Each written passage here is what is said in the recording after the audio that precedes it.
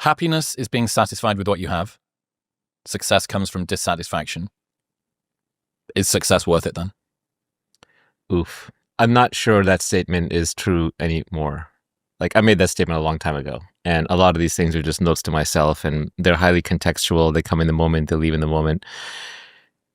Happiness, okay, so very complicated topic, but I always like the Socrates story where he goes into the marketplace and they show him all these luxuries and fineries, and he says, how many things there are in this world that I do not want, right? And that's a form of freedom. So not wanting something is as good as having it.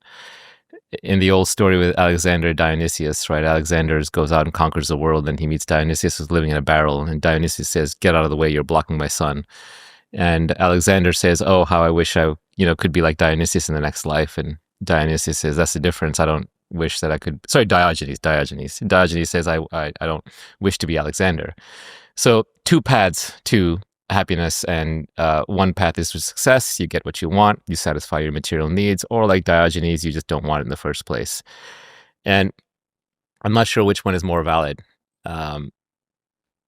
And it also depends what you define as success. If the end goal is happiness, then why not cut to the chase and just go straight for it? Does being happy make you less successful? That is a conventional wisdom. That may even be the practical earned experience of your reality. You find that when you're happy, you don't want anything, so you don't get up and do anything. On the other hand, you still got to do something. You're an animal. You're here to survive. You're here to replicate. You're driven. You're motivated. You're going to do something. You're not just going to sit there all day. Unlikely. Some people do. Maybe it's in their nature. But I think most people still want to act. They want to live in the arena. I've found for myself, as I've become, happier is a big word, but more peaceful, more calm, more present, more satisfied with what I have. I still want to do things. I just want to do bigger things. I want to do things that are more pure, more aligned with what I think needs to be done and what I can uniquely do. So in that sense, I think that being happier can actually make you more successful, but your definition of success will likely change along the way. Is that a realization you think you could have gotten to had you have not had some success in the first place? At least for me, I always wanted to take the path of material success first. I was not going to go be an ascetic and sit there and renounce everything. That just seems too unrealistic and too painful. In the story of Buddha, he starts out as a prince. And then he sees that it's all kind of meaningless because you're still going to get old and die. And then he goes into the woods looking for something more. I'll take the happy route that involves material success. Thank you. I think it's quicker. In some ways, one of your insights is it's far easier to achieve our material desires than it is to renounce them. And it depends on the person, but I think you have to try that path. If you want something, go get it. Like I quip that the reason to win the game is to be free of it. So you play the games, you win the games, and then hopefully you get bored of the games. You don't want to just keep looping on the same game over and over, although a lot of these games are very enticing and have many levels and are relatively open-ended. And then you become free of the game in a sense that you're no longer trying to win it. You can win it. And either you move to a different game or you play the game for the sheer joy of it. Yeah, another one of yours, most of the gains in life come from suffering in the short term so you can get paid in the long term. I think that's classic. Winning the marshmallow test on a daily basis. But there's an interesting challenge where I think people need to avoid becoming a suffering addict, sort of using suffering as the proxy for progress as opposed to the outcome of the suffering, right? It's like, I was in pain not eating the marshmallow. I was in pain doing this work. I have attached well-being and satisfaction to pain, not to what the pain gets me on the other side of it.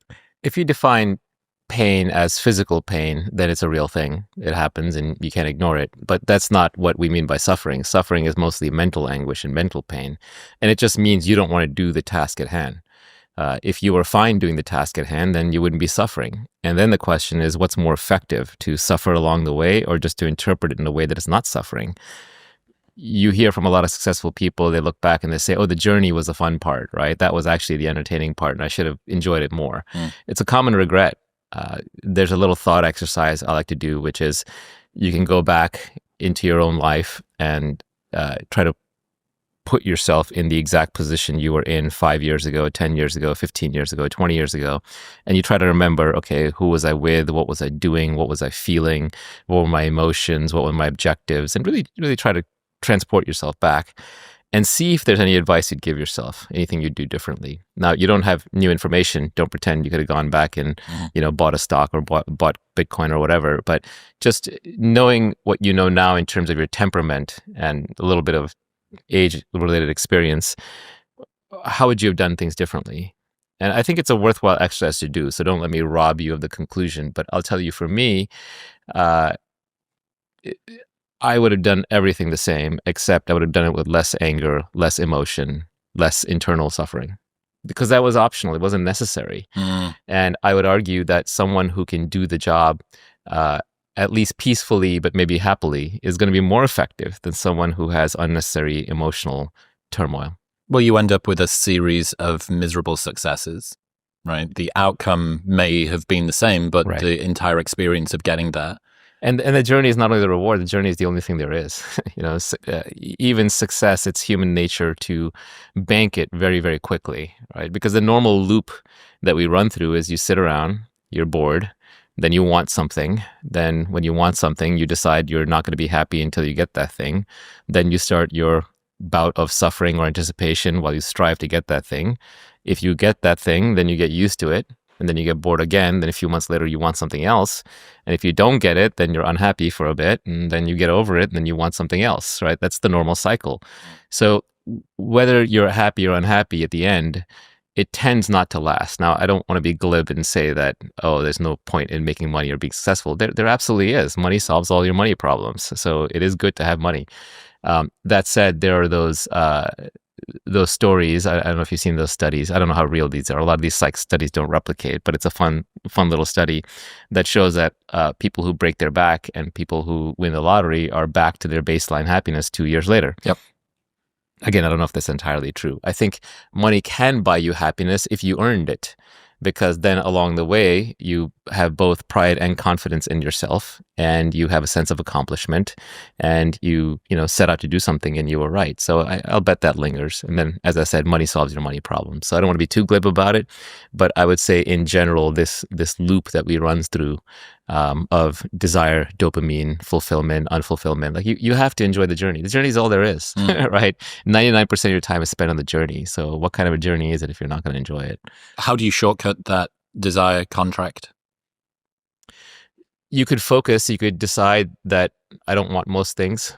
I think we have a lot of unnecessary desires that we just pick up everywhere. We have opinions on everything, judgments on everything.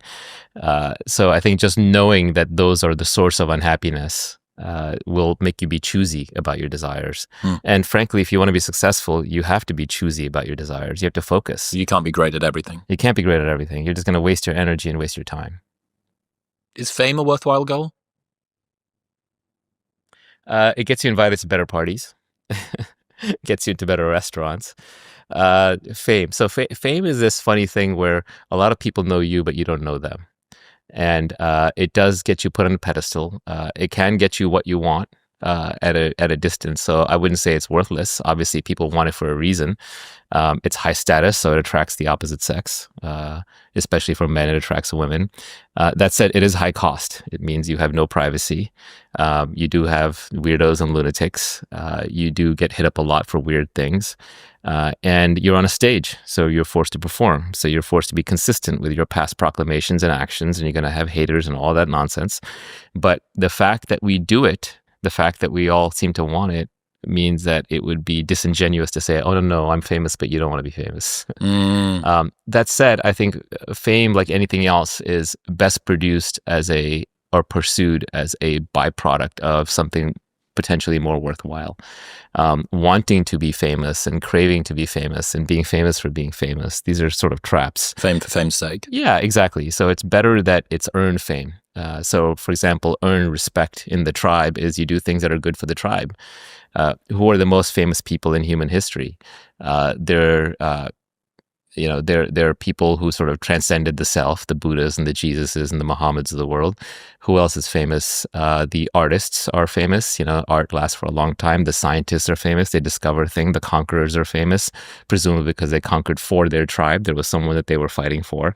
So generally, the higher up you rise by doing things for greater and greater groups of people, even though it may be considered tyrannical or negative, like, Genghis Khan is famous, but to the Mongols, he was doing good. To the rest of them, not so much. The higher level you're operating at, the more people you're taking care of, the more you sort of earn respect and fame. And I think those are good reasons to be famous. If fame is empty, if you're famous just because your name showed up in a lot of places or your face showed up in a lot of places, then that's a hollow fame. And I think deep down you will know that. And so it'll be fragile and you'll always be afraid of losing it. And then you'll be forced to perform. Mm-hmm. So the kind of fame that pure actors and celebrities have, I wouldn't want. But the kind of fame that's earned because you did something useful, why dodge that? No, you can't. There's a challenge, I think, especially if people make very loud public proclamations about things. You mentioned there about you're almost a hostage to the things that you used to say, that being able to update your opinions and change your mind looks very similar to the internet as hypocrisy does. No, the difference between me saying something in the past and saying something different now is perhaps I've learned, perhaps I've updated my beliefs, right. But so few people do it in a legitimate way. I think that the grifter shill, you see, this is the smoking gun that shows that he didn't really believe that thing all along. Right. And I went to a retreat in LA a couple of years ago, and there was a guy that I used to follow, that a big business and productivity advice content creator, really, really successful. And he just totally stepped back from everything and went like monk mode and focused on his business. I asked him why, and he said, I started feeling like I had to live up to in private the things that I was saying in public. Right. Yeah, it's a what was it that who said it? Was it Mencken that foolish consistency is a hobgoblin of little minds, right? But essentially, look, all learning is error correction, right? Every knowledge creation system works through correcting errors, making guesses and correcting errors. So by definition, if you're learning, you're going to be wrong most of the time, and you'll be updating your priors. And so, for example, I did this Joe Rogan podcast, I don't know, it's like 8 or 9 years ago. And people will call out like the one thing that didn't turn out to be correct, right? And it's just like, and they just beat on it because it helps them in their mind raise their status a little bit. Aha, I caught him in an error. Well, I think if you catch someone in a blatant lie where they believe one thing and they say another, that's legit. That's a character flaw. They shouldn't be lying. But on the other hand, if they just made a guess at something and they got it wrong, and by the way, mostly it's about the AI AGI thing, and I think I'm still right about that, but it's a different story. Mm-hmm, mm-hmm. People who think we have achieved AGI just fail a Turing test from their side. But it's funny how people latch on to single proclamations. But the reality is all of us are dynamical systems. We're always changing. We're always learning. We're always growing. And hopefully we're correcting errors. What you don't want to be doing is lying in public so that because you're trying to look good. And I think people can smell that. What this world really lacks right now is authenticity. And because everybody wants something, they want to be seen as something, they want to be something that they're not. And so you do catch a lot of people saying things that they don't really believe. And I think people are very sensitive to that. Bullshit radars have become hypersensitized to try and work out whether or not this person means the thing that they're saying. Yeah. I mean, a lot of people are wrong. Most of us are wrong most of the time, especially in any new endeavor. Difference between being wrong and disingenuous, though. Correct. Purposefully wrong. Correct. Exactly. So I think that's the big difference. If someone is wrong, no big deal, as long as they have a genuine reason for saying what they're saying or believing what they're believing. But if they are lying to elevate their status or their appearance or to live up to some expectation, that's the mistake. And that's a mistake not just for the listener, it's a mistake for themselves, because then you're going to get trapped in a hall of mirrors. You yourself are going to be consistent with your past proclamations. So if you're lying to others, you're going to be lying to yourself. You're puppeted by a person that you are not even. That's right. Yeah, it's like what was that line? You're basically trying to impress people who don't care about you. They don't like the real you, and if they saw the real you, they wouldn't care. And the people who would like the real you don't get to see the real you, so they pass you by. Right. You only want the respect of the very, very few people that you respect. Trying to demand respect from the masses is a fool's errand. Status games, the allure of accruing, whether it's fame, actual fame, or just the competition comparison trap, it's always there. There's a real draw of being swayed by social approval. How should people learn to get less distracted by status games in that way?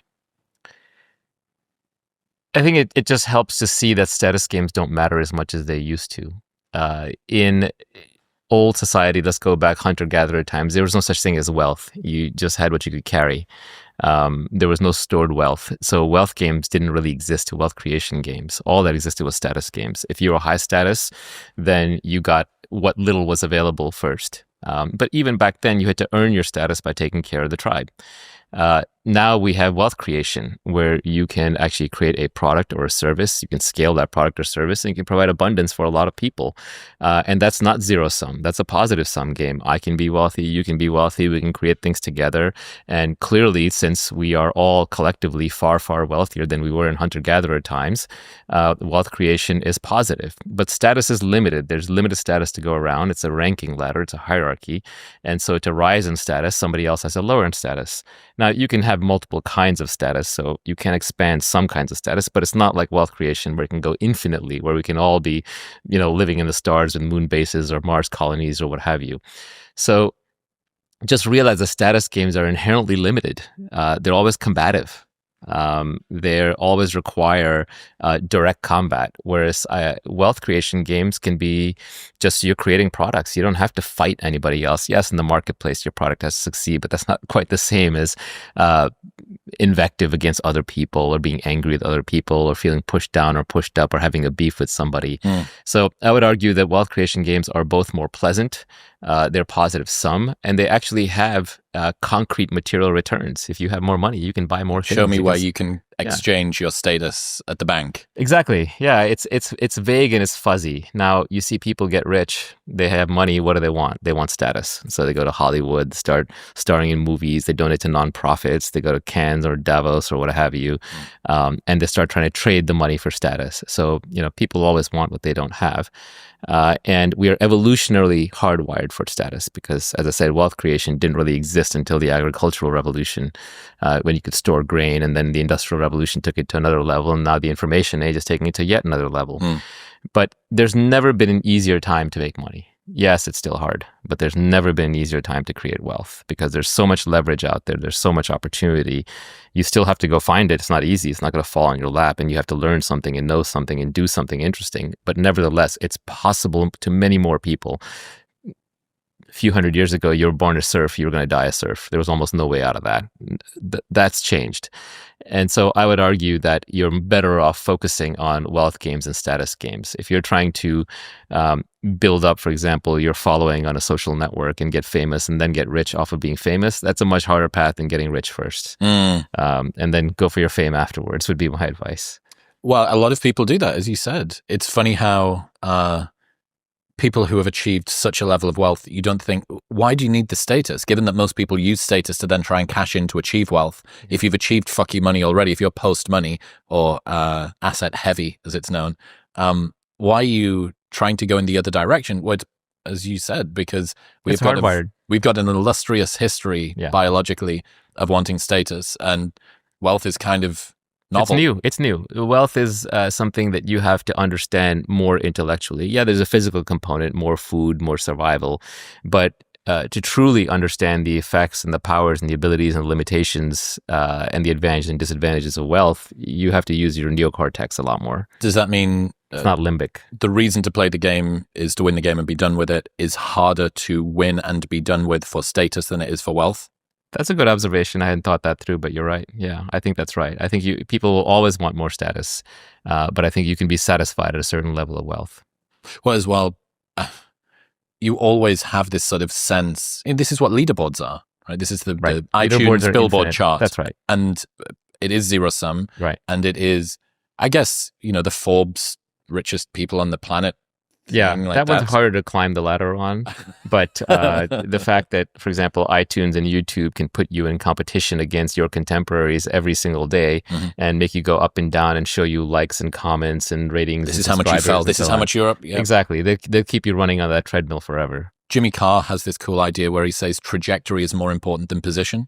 So if you are number 101 in the world, but last year you were number 200, versus you're number 2 in the world, but last year you were number 1, there is this sense of the deceleration is very, very tangible.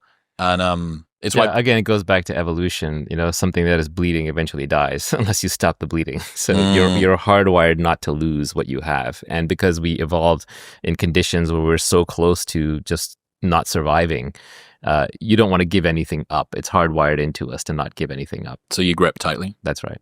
If you struggle to stay asleep because your body gets too hot or too cold, this is going to help. Just add an 8 Sleep Pod 4 Ultra to your mattress like a fitted sheet, and it will automatically cool down or warm up each side of your bed up to 20 degrees. It's got integrated sensors that track your sleep time, your sleep phases, your HRV, your snoring, and your heart rate with 99% accuracy. And it even starts cooling or heating your bed an hour before you get into it. That is why 8 Sleep has been clinically proven to increase total sleep up to 1 hour every night. Best of all, they've got a 30-day sleep trial, so you can buy it and sleep on it for 29 nights, and if you don't like it, they will give you your money back. Plus, they ship internationally. Right now, you can get $350 off the Pod 4 Ultra by going to the link in the description below or heading to 8sleep.com/modernwisdom and using the code modernwisdom at checkout. That's EIGHT sleep.com/modernwisdom and modernwisdom at checkout. The worst outcome in the world is not having self-esteem. Why? Yeah, it's a tough one. Well, I look at the people, and I don't want to offend anybody, but I look at the people who don't like themselves, and that's the toughest slot because they're always wrestling with themselves, and it's hard enough to face the outside world, and no one's going to like you more than you like yourself. So if you're struggling with yourself, then the outside world becomes an insurmountable challenge. And it's hard to say why people have low self-esteem. It might be genetic. It might just be circumstantial. A lot of times I think it's because they just weren't unconditionally loved as a child. And that sort of seeps in at a deep core level. But self-esteem issues can be the most limiting. One interesting thought is that, to some extent, self-esteem is a reputation you have with yourself. You're watching yourself at all times. You know what you're doing, and you have your own moral code. Everyone has a different moral code. But if you don't live up to your own moral code, the same code that you hold others to, it will damage your self-esteem. So perhaps one way to build up your self-esteem is to live up to your own code very rigorously, have one, and then live up to it. Another way to raise your self-esteem might be to do things for others. If I look back on my life and, what are the moments that I'm actually proud of? There's very far and few between. And it's not that often. And it's not the things you would expect. It's not the material success. It's not having learned this thing or that. It's when I made a sacrifice for somebody or something that I loved. And that's when I'm actually, ironically, most proud. Now, that's through an explicit mental exercise, but I'll bet you at some level I'm recording that implicitly. So that tells me that even if I am not being loved, then the way to create love is to give love, to express love through sacrifice and through duty. And so I think doing things like that can build up your self-esteem really fast. It's interesting when you talk about sacrifice, because a lot of the time people say, well, I sacrificed so much for my job. It's like, yeah, but that was you sacrificing something that you wanted less for something that you wanted more, as opposed to genuinely taking some sort of cost. And I wonder whether if self-esteem is you adhering to your internal, your actions and your values aligning, even when it's difficult, or perhaps even more so when it's difficult. I wonder whether there is a price that people who are more introspective, high integrity, pay, because you think, well, you've got this heavier set of overheads that you need to pay in some way. Well, if being ethical were profitable, everybody would do it, right? So at some level, it does involve a sacrifice. But that sacrifice can also be thought of as you're thinking for the long term rather than the short term. For example, the virtues are the set of virtues is a set of beliefs that if everybody in society followed them as individuals, it would lead to win-win outcomes for everybody. So if I am honest and you are honest, then we can do business more easily. We can interact more easily because we can trust each other. So even though there might be a few liars in the system, as long as there aren't too many liars and too many cheaters, a high-trust society where everybody's honest is better off. And I think a lot of the virtues work this way, right? If I don't go around sleeping with your wife and you don't sleep with mine, and if I don't take all the food that's at the table first and so on, then we all get along better and we can play win-win games. In game theory, the most famous game is Prisoner's Dilemma, but that's all about everybody cheating. And the Nash equilibrium, the stable equilibrium there is everybody cheats. And the only way you can play a win-win game is if you have long-term iterated moves. But that's not actually the most common game played in society. The most common game played is one called a stag's hunt, where if we cooperate, we can bring down a big stag and both have big dinners. But if we don't cooperate, then we have to go hunt like rabbits and we each have small dinners. So most of, and that game has two stable equilibriums. And one could be where we're both hunting the rabbit, and one could be where we're hunting the stag. So the high trust society is a more virtuous society where I can trust you to come hunt the stag with me and show up on time and do the work and divide it up properly. So you want to live in a system where everybody has their own set of virtues and follows them, and then we all win. But I would argue you don't need to do that for sacrifice. You don't need to do that for other people. You can do it just purely for yourself. You will have higher self-esteem. You will attract other high virtue people. Would I go on a stag hunt with me? Correct. Yeah, that's right. And if you're the kind of person who long-term signals ethics and virtues, then you'll attract other people who are ethical and virtuous. Whereas if you are a shark, you will eventually find yourself swimming entirely amongst sharks, and that's an unpleasant existence. But again, this goes back to the equivalent of the marshmallow test. And by the way, the marshmallow test does not replicate. I saw it got replication crisis hard recently. But it is about trading off the short term for the long term. And so I think for a lot of these so-called virtues, there are long-term selfish reasons to be virtuous. Yeah. Did you deal with self-doubt in the past? Is that something that was a hurdle for you to overcome? Yes and no. I think I dealt with self-doubt in the sense that, I don't know what I'm doing and I need to figure it out. But I didn't doubt myself in the way of somebody else knows better than me for me, or that, I'm an idiot or I'm not worthwhile or anything that I guess I had the benefit of, I grew up with a lot of love. Like the people around me love me unconditionally.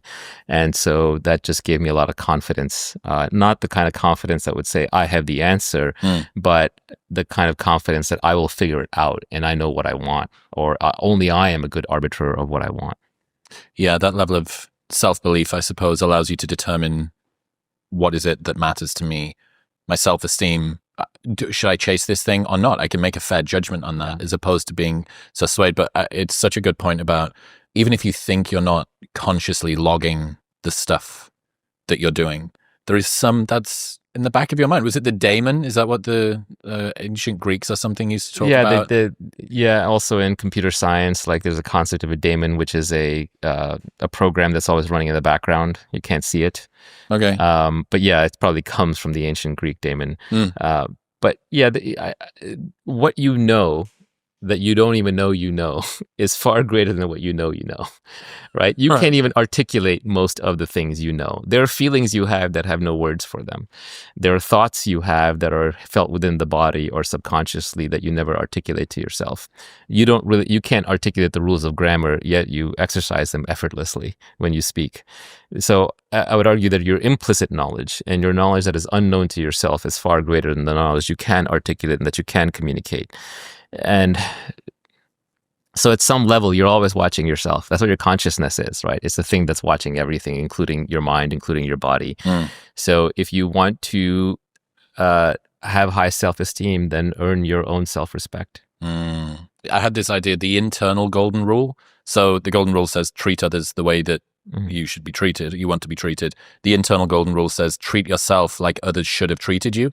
And it was a riposte to maybe people that didn't grow up with unconditional love in that way. On the love thing, one of the interesting things about love is you can try to remember the feeling of being loved. So go back to when someone was in love with you or someone did love you, and like really remember that feeling, like really sit with it and try to recreate it within yourself.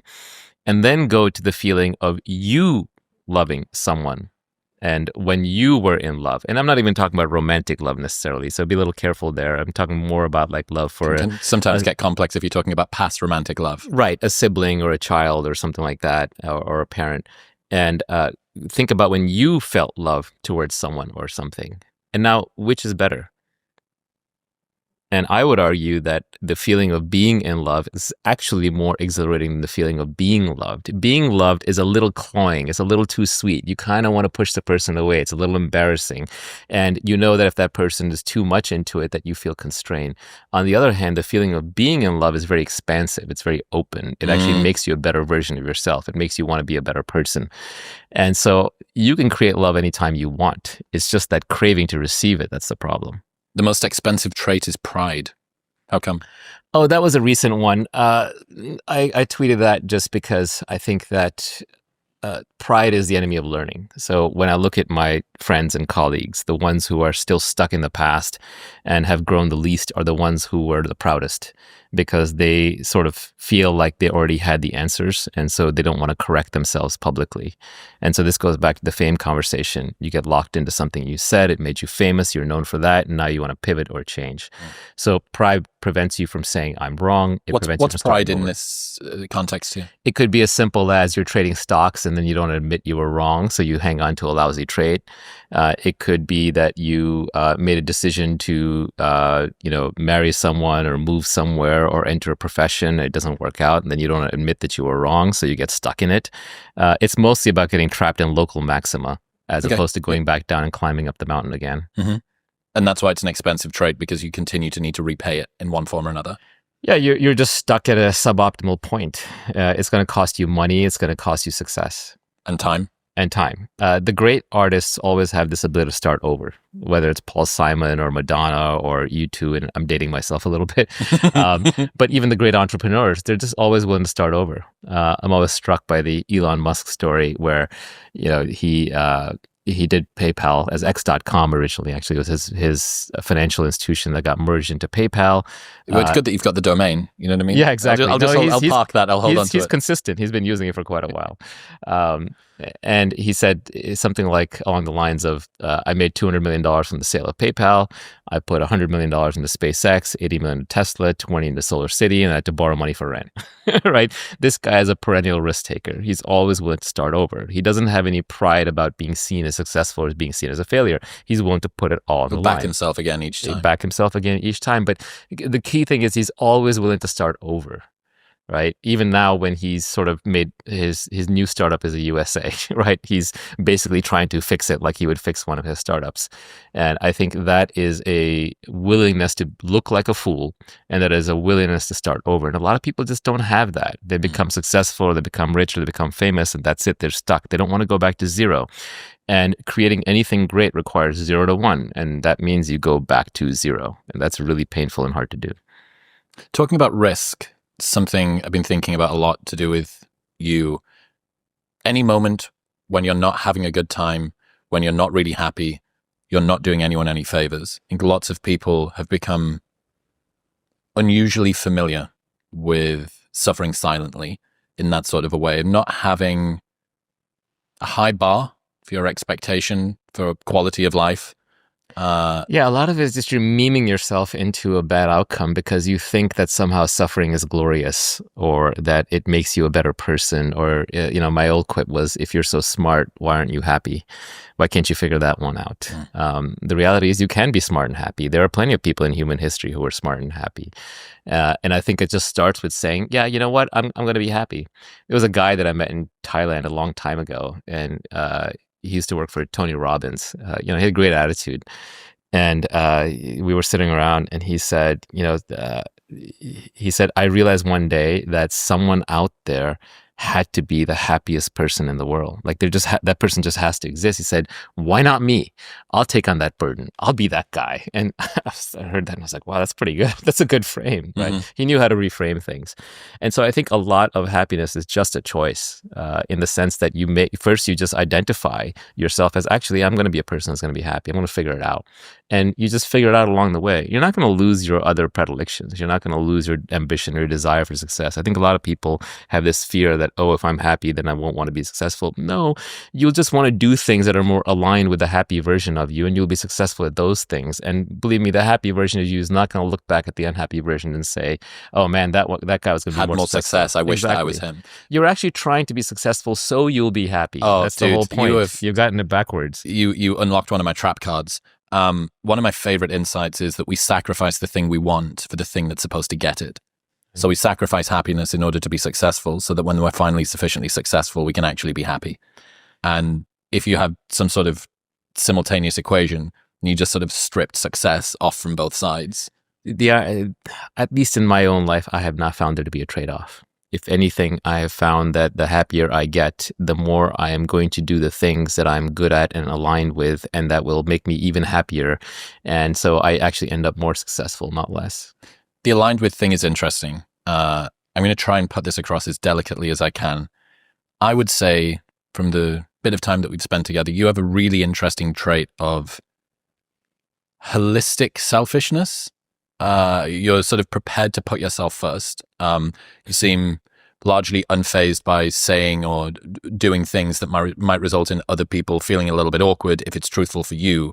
It's like unapologetically self-prioritizing, I guess. Yeah, I think everybody is. Maybe unapologetic is the part that's relatively rare, but I think everybody puts themselves first. That's just human nature. You're here because you survive. You're a separate organism. That's interesting. Maybe, but I know we like to virtue signal and pretend we're doing it for each other. How many times does somebody say, "Yeah, of course, I'd love to come to the wedding"? And they're like, "I don't want to be at the fucking wedding." Yeah. How many times does someone say, "How are you doing today?" And they don't tell you. I don't go to weddings. But this is my point. Right. So I don't think you're necessarily right with that. I think that people do. I don't think they put themselves first. I sometimes think that they compromise what it is that they want in order to appease socially what's in front of them. Yeah, I just view it as everyone's wasting their time on it. Don't do something you don't want to do. Why are you wasting your time? There's so little time on this earth. Life goes fast. What is it, 4,000 weeks? That's your lifespan. And yes, we hear that, but we don't remember it. But I guess I'm keenly aware of how little time I have, so I'm just not going to waste it. How have you got more comfortable at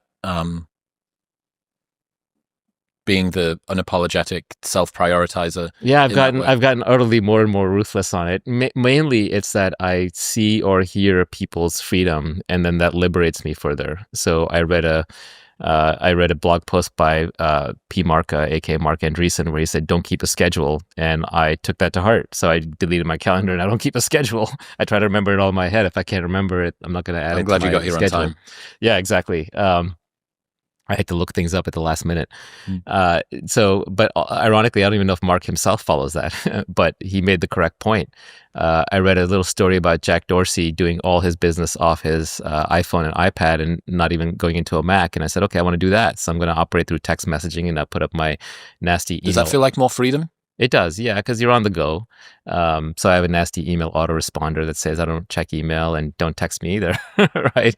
If you need to find me, you'll find me. Obviously, some of this is a luxury of success, but some of these habits I adopted long before, actually. The hostile email autoresponder started a long time ago. I used to own the domain. I let it go. Don't do coffee.com. I don't do coffee.com. I used to reply from that email just so people would get the point. But I stopped being rude about it. Now I just ghost. I just disappear. My wife knows not to ever book or schedule me for anything.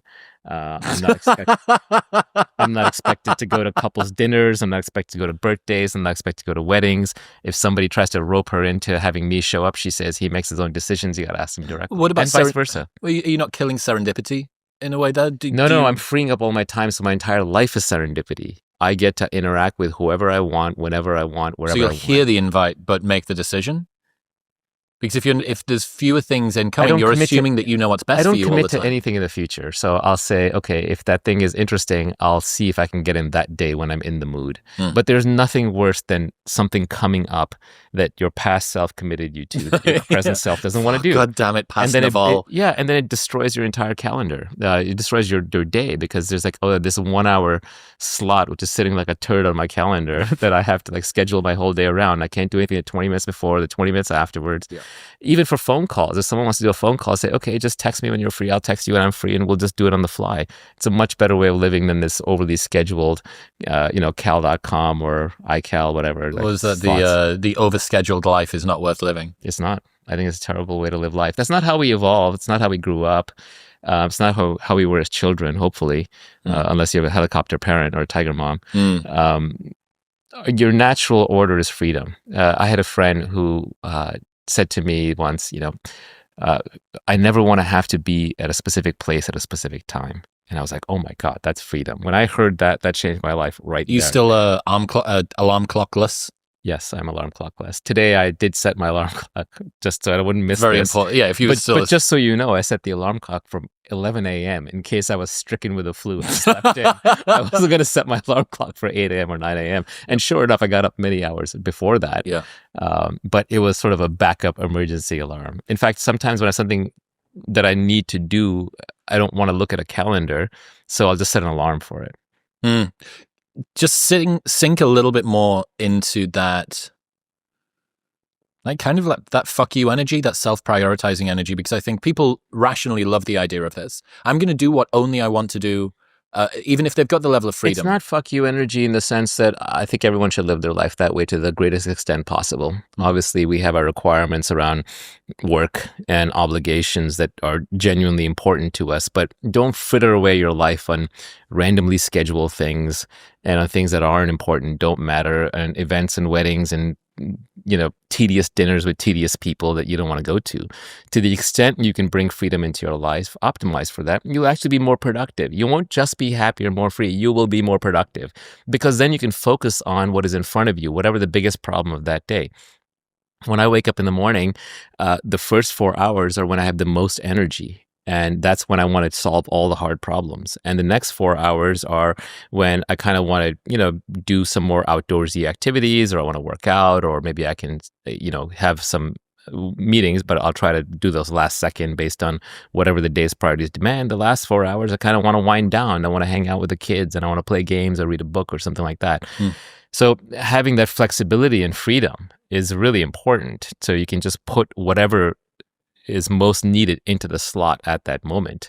And instead, if I have like a meeting at 2 p.m. and then I have to get a thing and some emails done, and I put that off till 6 p.m. and I'm rushing, I'm not going to be productive. I'm not going to be... You're certainly not free. I'm definitely not free. But also, another thing that I really believe is that inspiration is perishable. Act on it immediately. So when you're inspired to do something, do that thing. If I'm inspired to write a blog post, I want to do it at that moment. If I'm inspired to send a tweet, I want to do it at that moment. If I'm inspired to solve a problem, I want to do it at that moment. If I'm inspired to read a book, I want to read it right then. If I'm inspired to solve a problem, I'll solve it right there. If I want to learn something, I do it at the moment of curiosity. The moment the curiosity arrives, I go learn that thing immediately. I download the book, I get on Google, I get on ChatGPT, whatever. I will figure that thing out on the spot. And that's when the learning happens. It doesn't happen because I've scheduled time, because I've set an hour aside, because when that time arrives, I might be in a different mood. I might just want to do something different. So I think that spontaneity is really important. You're going to learn best when you're having fun, when you generally are enjoying the process, not when you're forced to sit there and do it. How much do you remember from school? You were forced to learn geography, history, mathematics on this schedule at this time, according to this person. Didn't happen. All the stuff that sticks with you is you learned it when you wanted to, when you genuinely had the desire. And that freedom, that ability to act on something the moment you want to is so liberating that most of us go through our lives with very, very little tastes of that. If you can live your entire life that way, that is a recipe for happiness. It feels like efficiency that you it's have efficient also. You have the inspiration that is going to be the most frictionless time to ever do that particular task. So, I've had the inspiration to do that. I'll put that off until a time when I no longer really want to do it quite so much. And while I do want to do that thing, I'll do something else that I needed to do because it's on the schedule. It does not work. Procrastination is because you don't want to do that thing right now. You want to do something else. Go do that something else. I reject this frame that efficiency and productivity and success are counter to happiness and freedom. They actually go together. How so? The happier you are, the more you can sustain doing something, the more likely you're going to do something that will in turn make you even happier, and you'll continue to do it and you'll outwork everybody else. The more free you are, the better you can allocate your time, and the less you're caught up in a web of obligations and commitments, and the more you can focus on the task at hand. In other news, this episode is brought to you by function. Staying on top of your health requires more than just an annual physical, which is why I partnered with Function. They run lab tests twice a year that track over 100 biomarkers and monitor for early signs of thousands of diseases. They even screen for 50 types of cancer at stage 1, which is 5 times more data than you get from an annual physical. You receive insights from a team of expert physicians who provide a detailed written clinician summary of all their observations and then phone consultations for any critical findings. Getting these lab tests done would usually cost thousands, but with Function, it is only $499. And right now, you can get the exact same blood panels that I get and bypass their waitlist by going to the link in the description below or heading to functionhealth.com/modernwisdom. That's functionhealth.com/modernwisdom.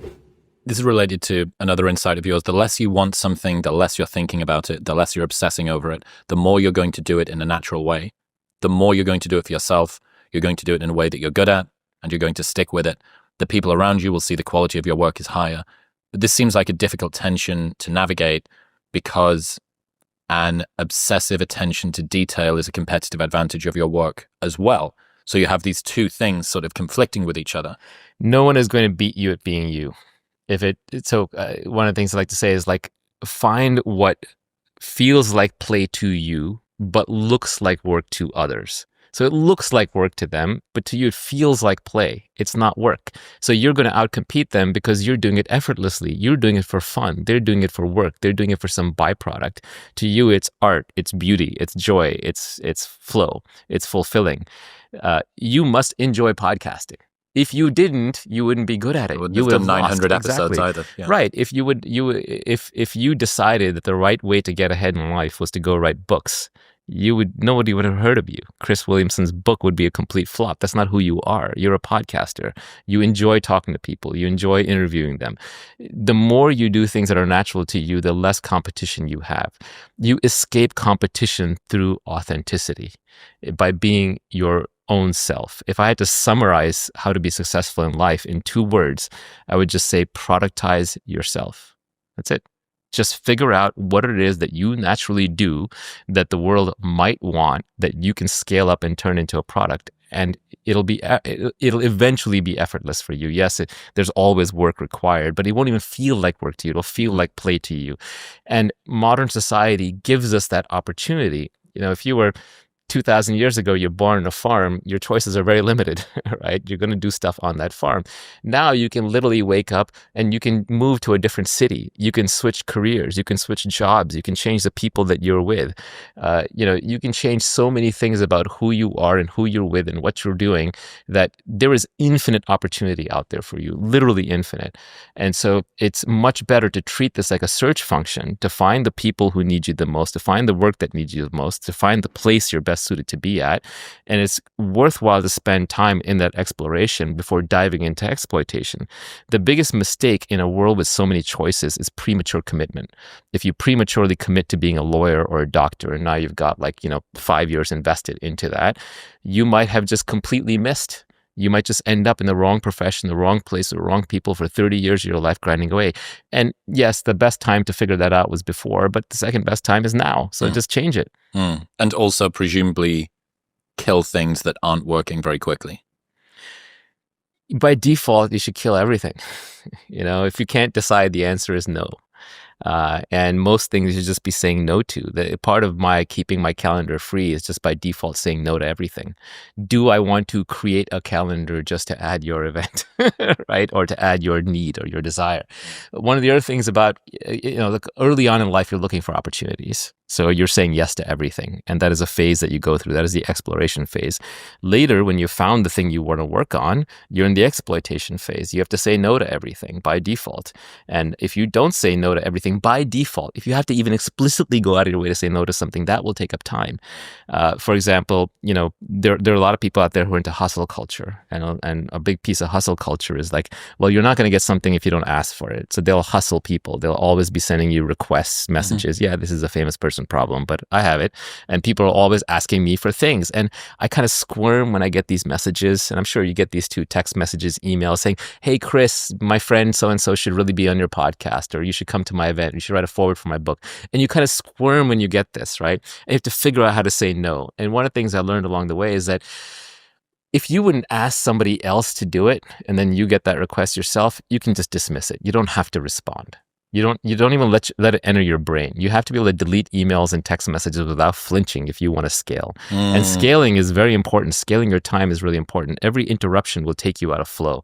So the only way you can remain in flow is if you get either very good at ignoring these things by default or closing yourself off like a hermit, like our mutual friend Tim Ferriss does, or you just become emotionally capable of not registering these as something that causes turbulence inside of you.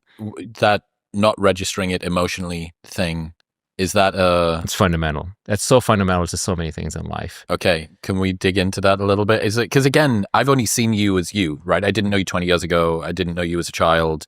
So I've only seen you with this holistic selfishness, the integrated self-prioritization, whatever I don't know what we called it. Selfish is fine. I'll take selfish. I'm Holistic. selfish. I'm a very selfish person. Don't contact me.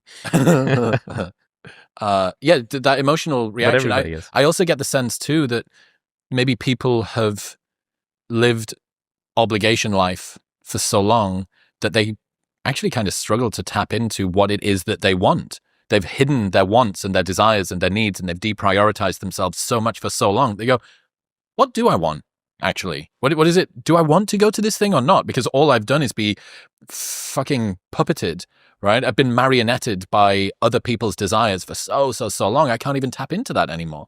And saying no feels like a war crime. So I think it's really good to be able to view your own mind and your own thoughts objectively. And that is the big benefit of meditation. It creates a small gap between your conscious observation self and your mind. And that lets you then look at your thoughts and evaluate them a little bit like you would a third party's statements. And if you just take your mind to be you and they're integrated in one and the same at all times and you're reacting from the mind, then you're not even going to question things that come into your mind. Anything that comes in that creates a reaction will immediately create a reaction. But if you can observe your thoughts a little bit, and not in some woo-woo way, but you can even just do it through therapy, you can do it through journaling, you can do it any way you like. You can just take long walks. You don't have to meditate and do lotus position. All that is unnecessary. But if you can observe your own thoughts and view them a little objectively, then you can start being a little more choosy, a little more critical, and you can realize that there are no problems in the real world other than maybe things that inflict pain on your body. Everything else has to become a problem in your mind first. You have to view it and interpret it and create a narrative that it is a problem before it becomes a problem. And then you realize that a lot of your emotional energy is spent on reacting to things that your mind is automatically saying are problems. And you don't need all those problems. Do you really need that many problems in your life? Again, I would say try to focus on just one overarching problem and then go solve that problem. It's like if you want to be successful, define success very concretely, focus on that, and everything else, when it enters your mind, it becomes a problem, whether it's a judgment about the girl walking down the street or the car that just cut in front of you, or whether it's like, your accountant did this stupid thing. Like, yes, it's going to trigger you, but observe for a moment that like it's triggering me. I've created a problem. Do I really want to have this problem right now? Do I want to spend the energy on this problem, or do I want that going somewhere else? And it doesn't have to be that overt. You don't have to. The mind mud wrestling with itself is also a problem, because it loves to do that. My problems have got problems, and I have a real problem about fixing my problems. Yeah, exactly. And so you're going to be much happier and much more focused. Again, I think happiness and focus and success can kind of complement each other. You're going to have much more energy. Just think about it as mental energy. You're going to have much more mental energy to focus on the actual problems you want to solve if you don't start unconsciously, subconsciously, reactively picking up problems everywhere. So before anything can be a problem that takes up your emotional energy, you have to accept it as a problem. You can be choosy about your problems. And I'm not saying I'm perfect in that regard, but I think I'm better than I used to be. Well, lots of people are addicted to solving problems, right? So much so that sometimes people create problems when we don't have any, simply so that we can solve them. We have that going on, and then even worse is we take on problems that we can't affect. So, another one of my little quips was, a rational person a rational person should cultivate indifference to things that are out of their control, right? Or a rational person can find peace by cultivating indifference to things that are out of their control. And I'm as guilty as anybody of doom surfing on X or social media and getting worked up about things that I can't do anything about, right? Like, do I want to be fighting those battles in my mind when I literally cannot do anything about it? So if you find yourself looping on a problem, like you're watching the news too much and you're getting caught up in a problem you can't do anything about, you have to step away from that. And modern media is a delivery mechanism for mimetic viruses. And what's happened now is, 100 years ago, 500 years ago, if something wasn't happening in your immediate vicinity, you wouldn't hear about it. It wouldn't be a problem for you. But now every single one of the world's problems has turned into a mimetic virus, which is going into the battlefield of the news and is trying to infect your mind in real time. Hyperspeed. So that you become obsessed with the war in Ukraine, which is really far away, or you get obsessed with climate change, or you get obsessed with AI doom, or you get obsessed with whatever. And there's nothing as riveting as the old religion, the world is ending. The world is ending. Pay attention, the world is ending. And if you it's don't... a Cassandra complex at global scale. Cassandra complex at global scale. And I would argue that large percentages of the population are essentially just infected with these mimetic viruses that have taken over their brain and are causing them to do incredible gyration about things that probably aren't even true or are greatly exaggerated. But even to the extent they are true, they're things that that person can do nothing about.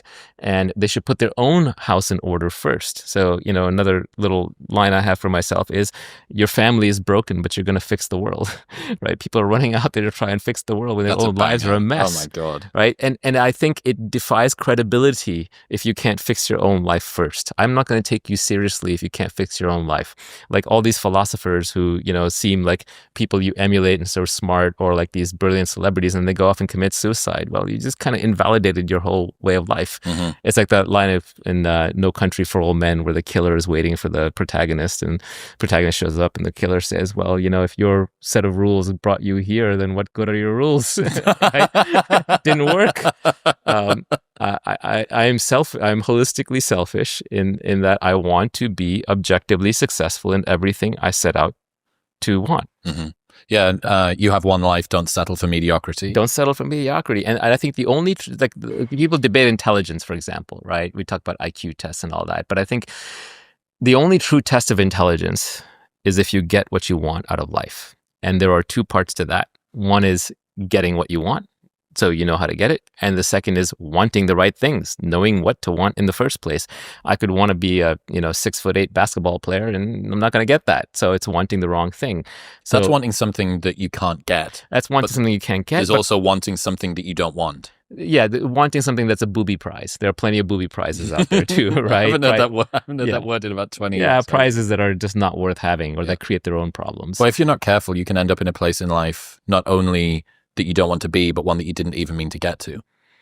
That's if you're kind of proceeding unconsciously. But how many people and usually I think people end up there because they are going on autopilot with sort of societal expectations or other people's expectations. So, or out of guilt or out of mimetic desire. Peter Thiel has this whole thing from René Girard about how mimetic desires are picked up from other people. And some of those are automatically baked into society, go to law school, go to med school, go to whatever, go to business school. Or they might be from watching what your friends are doing and, the other monkeys are doing. Or it might just be, what your parents' expectations are. It might be out of guilt. Guilt is just society's voice speaking in your head, socially programmed, so you'll be a good little monkey and do things that are good for the tribe. But I think the best outcomes come when you think it through for yourself and decide for yourself. And I don't think people spend enough time deciding. For example, we run on these 4-year cycles. In Silicon Valley, you go join a startup, you vest your stock over 4 years. That's the standard. Okay. In college, you go for 4 years. High school, you go for 4 years. Some things take longer. You have children, they hit puberty 9 years later. That's like a 9-year cycle until that relationship changes. But we're used to these fairly long cycles, multi-year cycles in which we are committed to things. You go to law school, 4 or 5 year cycle. You go be a lawyer, 40-year cycle. These are very long cycles. The amount of time we spend deciding what to do and who to do it with, very short, very, very short, right? We spend, 3 months deciding, 1 month deciding on a job where we're going to be for 10 years or 5 years. And because a lot of discovery is path dependent, where the next thing you find on the path is dependent on where you were on the previous path, you sort of start going down this vector that is a very long distance. People decide frivolously which city to live in, and that's going to decide who their friends are, what their jobs are, their opportunity, their weather, their food supply, their air supply, quality of life. It's such an important decision, but people spend so little time thinking it through. I would argue that if you're making a 4-year decision, spend a year thinking it through, like really thinking it through. 25% of the time. Yeah, exactly. There's the secretary theorem. I don't know if you know that one. Is that after you've done this many people, pick Correct. The best one of the next however many? That's right. Yeah. The secretary theorem is this computer science professor is trying to figure out how much time he should spend interviewing secretaries and then how long to keep the secretary. So let's say he's going to have a secretary for 10 years. Does he keep searching for, 1 year, 2 years, 3 years, 1 month, 2 months? What is the optimal time?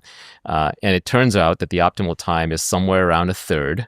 About a third of the way through, you take the best person you've worked with and try to find someone that good or better. So that by the time you've gone about a third of the way through, you have seen enough that you now have a sense of what the bar is. And then anybody who meets or exceeds that bar is good enough. And this applies to dating, this applies to jobs and careers, this applies generally. But the interesting thing about the secretary theorem is that it's actually not time-based. It's not based on 1/3 of the time. It's iteration-based. It's the number of candidates. The number of shots you took on goal. Yeah. That's right. So you want to have lots and lots of iterations. So in that sense, you need to bail out quickly and you need to be decisive quickly.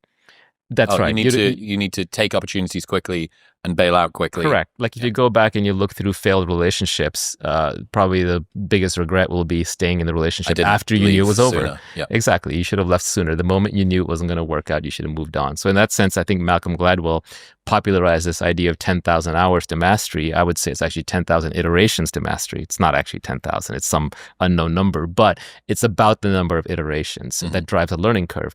And iteration is not repetition. Repetition is a different thing. Repeating is doing the same thing over and over.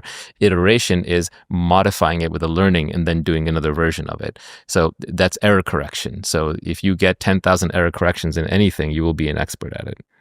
Don't partner with cynics and pessimists. You mentioned there about the people who've got a nightmare going on at home and are trying to fix the world. But a lot of the time that cynicism and pessimism we find in ourselves. We see the world, whether we want to, whether it's because we've imbibed what the news or the negative people around us have said, or it's a bit more kind of endogenous than that. It's just sort of in us. It's the way that we see the world. How can people avoid cynicism and pessimism within themselves? Yeah, cynicism and pessimism is a tough one. We're naturally hardwired for it. Again, I go back to evolution. I'm sorry to keep harping on evolution, but within biology, there's very few good explanatory theories, and theory of evolution by natural selection is probably the best one. So if you can't explain something about life or psychology or human nature through evolution, then you probably don't have a good theory for it. And I would say that pessimism is another one that comes out of this, which is in the natural environment, you're hardwired to be pessimistic because let's say that I see something rustling in the woods. And if I move towards it and it turns out to be food and prey, then good, I get to eat one meal. But if it turns out to be a predator, I get eaten, and that's the end of that. So we are hardwired to avoid ruin, and just dying. So we are naturally hardwired to be pessimists. But modern society is very different. Despite whatever problems you may have with modern society, it is far, far safer than living in the jungle and just trying to survive.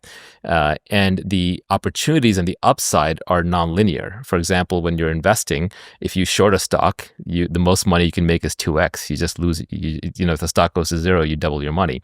But if the stock is the next NVIDIA and it goes 100x or 1000x, you make a lot of money.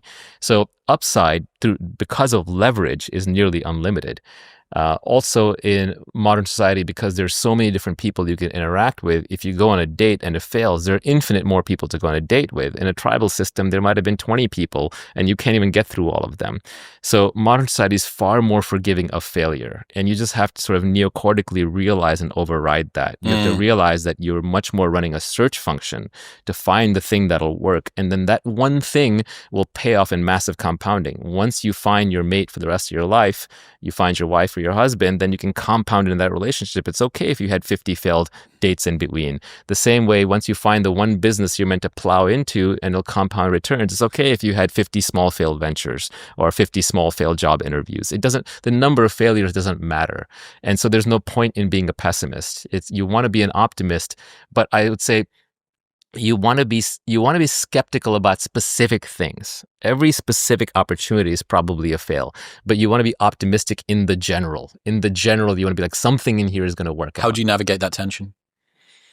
I mean, exactly as I said, I'm optimistic in the general that if something fails right now, then this is a little woo-woo, but it wasn't meant to be. It was a learning experience. It was an iteration. As long as I learned something from it, then it's a win. If I didn't learn from it, then it's a loss.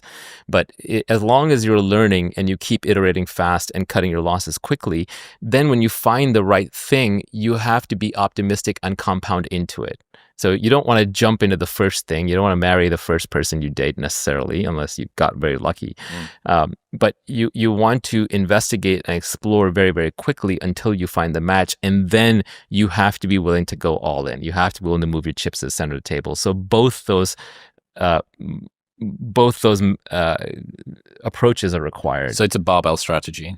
It's sort of black or it's white, and most people are sort of stuck in this gray bit. And I'm like half in, but I kind of don't really know if I am. And I also think like labels like pessimist, optimist, cynic, introvert, extrovert, these are very self-limiting. Humans are very dynamic. There are times when you feel like being introverted. There are times when you feel like being extroverted. There are contexts in which you'll be pessimistic. There are contexts in which you'll be optimistic.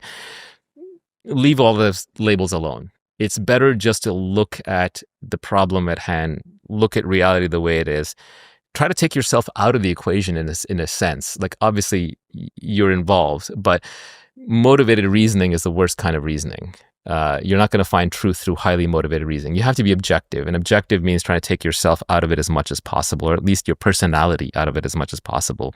And so to the extent you run with this thick identity and personality, it's going to cloud your judgment. It's going to try and lock you into the past. If you say, I'm a depressed and unhappy person, I'm going to be unhappy, that's a way of locking yourself into your past.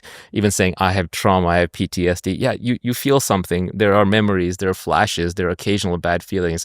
But don't define yourself by it, because then you lock it into your identity and you're just going to loop on it. It's better to stay flexible, because reality is always changing and you have to be able to adapt to it. Adaptation is also intelligence. Adaptation is survival. Adaptation is kind of how you're here. You're here because you're an adapter, and your ancestors were adapters. So to adapt, you'll be able to see things clearly. And if you're seeing them through your own identity, it's going to cloud your judgment. A quick aside, you've probably heard me talk about Element before. In fact, you might be thinking, for f***'s sake, Chris, will you shut up about Element? And the answer is, no, I won't, because when I take it, I genuinely feel the difference. I genuinely believe that proper hydration makes a massive difference to your performance. So I'm going to keep talking about it until you start drinking it. Element is a tasty electrolyte drink mix with everything that you need and nothing that you don't. Each grab-and-go stick pack contains a science-backed electrolyte ratio of sodium, potassium, and magnesium with no sugar, no coloring, no artificial ingredients, or any other junk. It plays a critical role in reducing muscle cramps and fatigue while optimizing brain health, regulating appetite, and curbing cravings. This orange flavor in a cold glass of water is how I've started my morning every single day for over 3 years now. And I genuinely feel the difference versus when I don't. Best of all, they have a no questions asked refund policy with an unlimited duration, so you can buy it and try it for as long as you want. And if you don't like it for any reason, they'll just give you your money back. You don't even need to return the box. That's how confident they are that you'll love it. Plus, they offer free shipping within the US. And right now, you can get a free sample pack of all 8 flavors with your first box by going to the link in the description below or heading to drinklmnt.com/modernwisdom. That's drinklmnt.com/modernwisdom.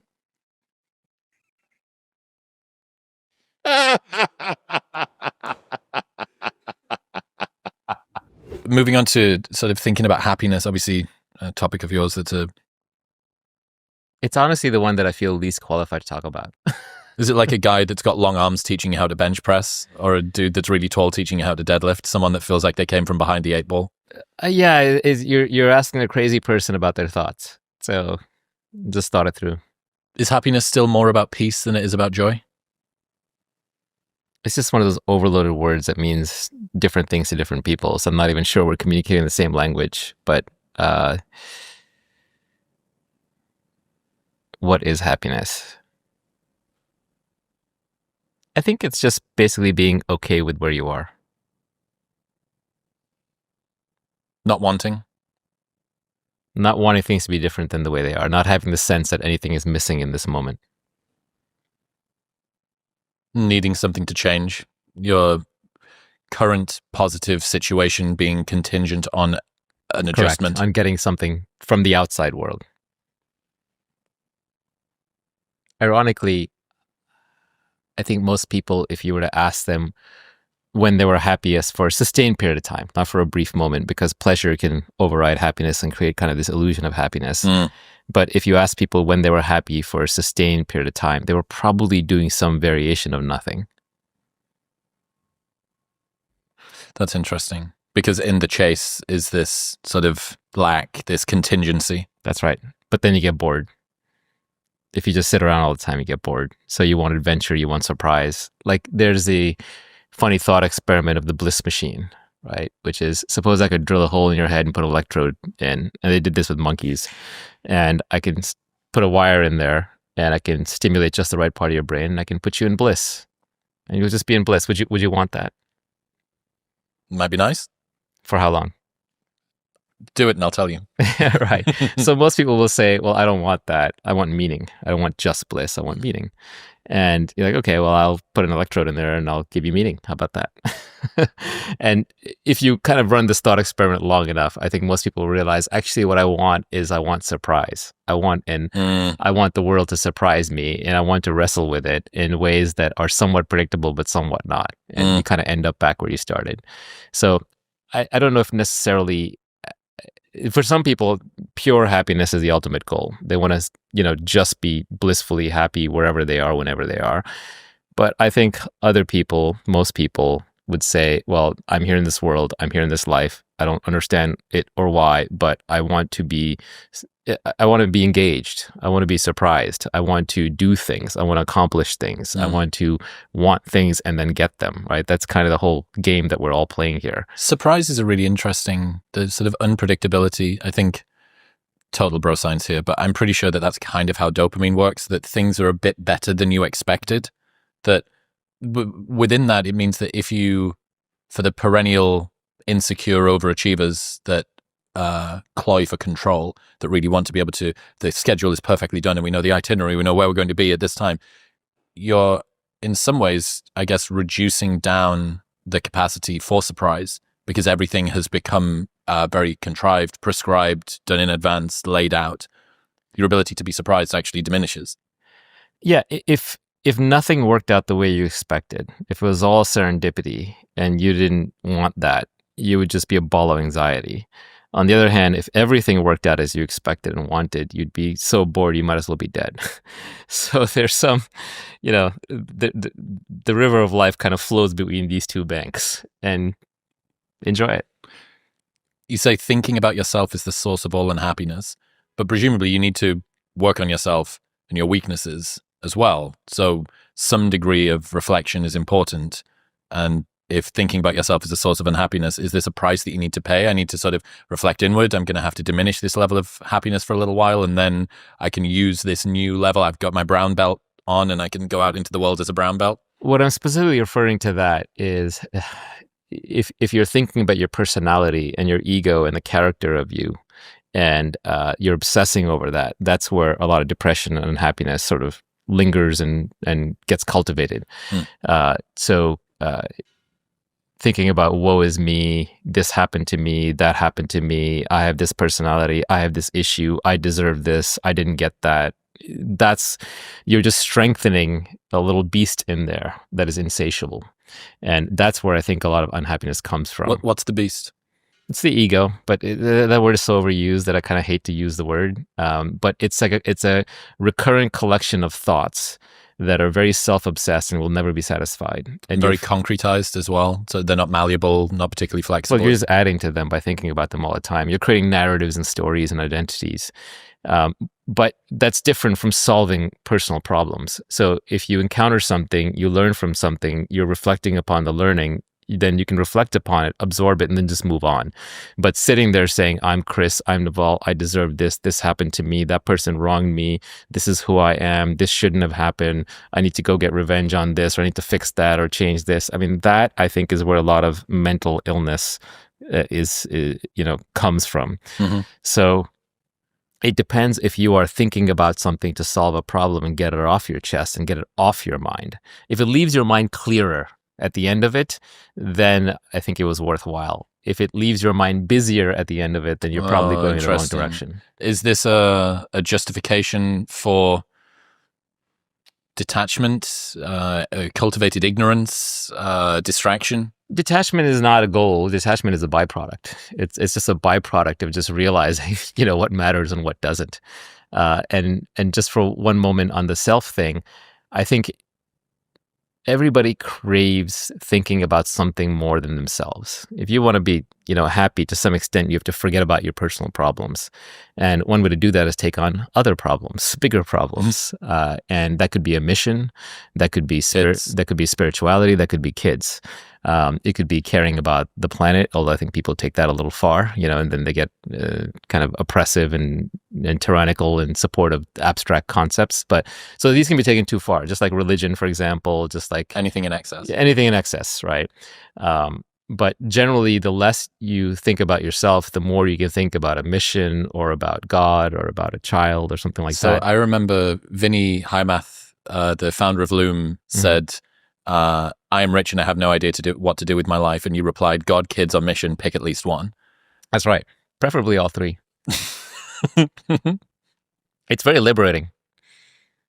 I think overthinking about yourself is probably it may not be the cause of depression, but it certainly doesn't help. Rumination. Yeah, I kind of had a self-induced Stockholm syndrome from this sort of a thing, because I like to think about stuff, and you provide you with an endless number of things to think about. So you're kind of, you have this, you're the prisoner and the prison guard at the same time. And I had Abigail Schreier on the show. She wrote this book called Bad Therapy, sort of pushing back against therapy culture for kids, specifically for kids. But there was a blast radius that covered pretty much everything, including kind of CBT. I'm like we're getting perilously close to some really evidence-based stuff here. But the more that I've thought about it and the more that I've looked at the evidence, there is basically a direct correlation between how much you think about yourself and how miserable you are. Therapy is great if it lets you vent and it solves the thing, and then X session later, you're done. You're clear. But if you're just looping on the same thing forever, then it's actually the opposite. You're bathing in it. You're indulging in it. Yeah. Yeah. How have your become happy techniques developed over time? Yeah, I used to have a lot of them.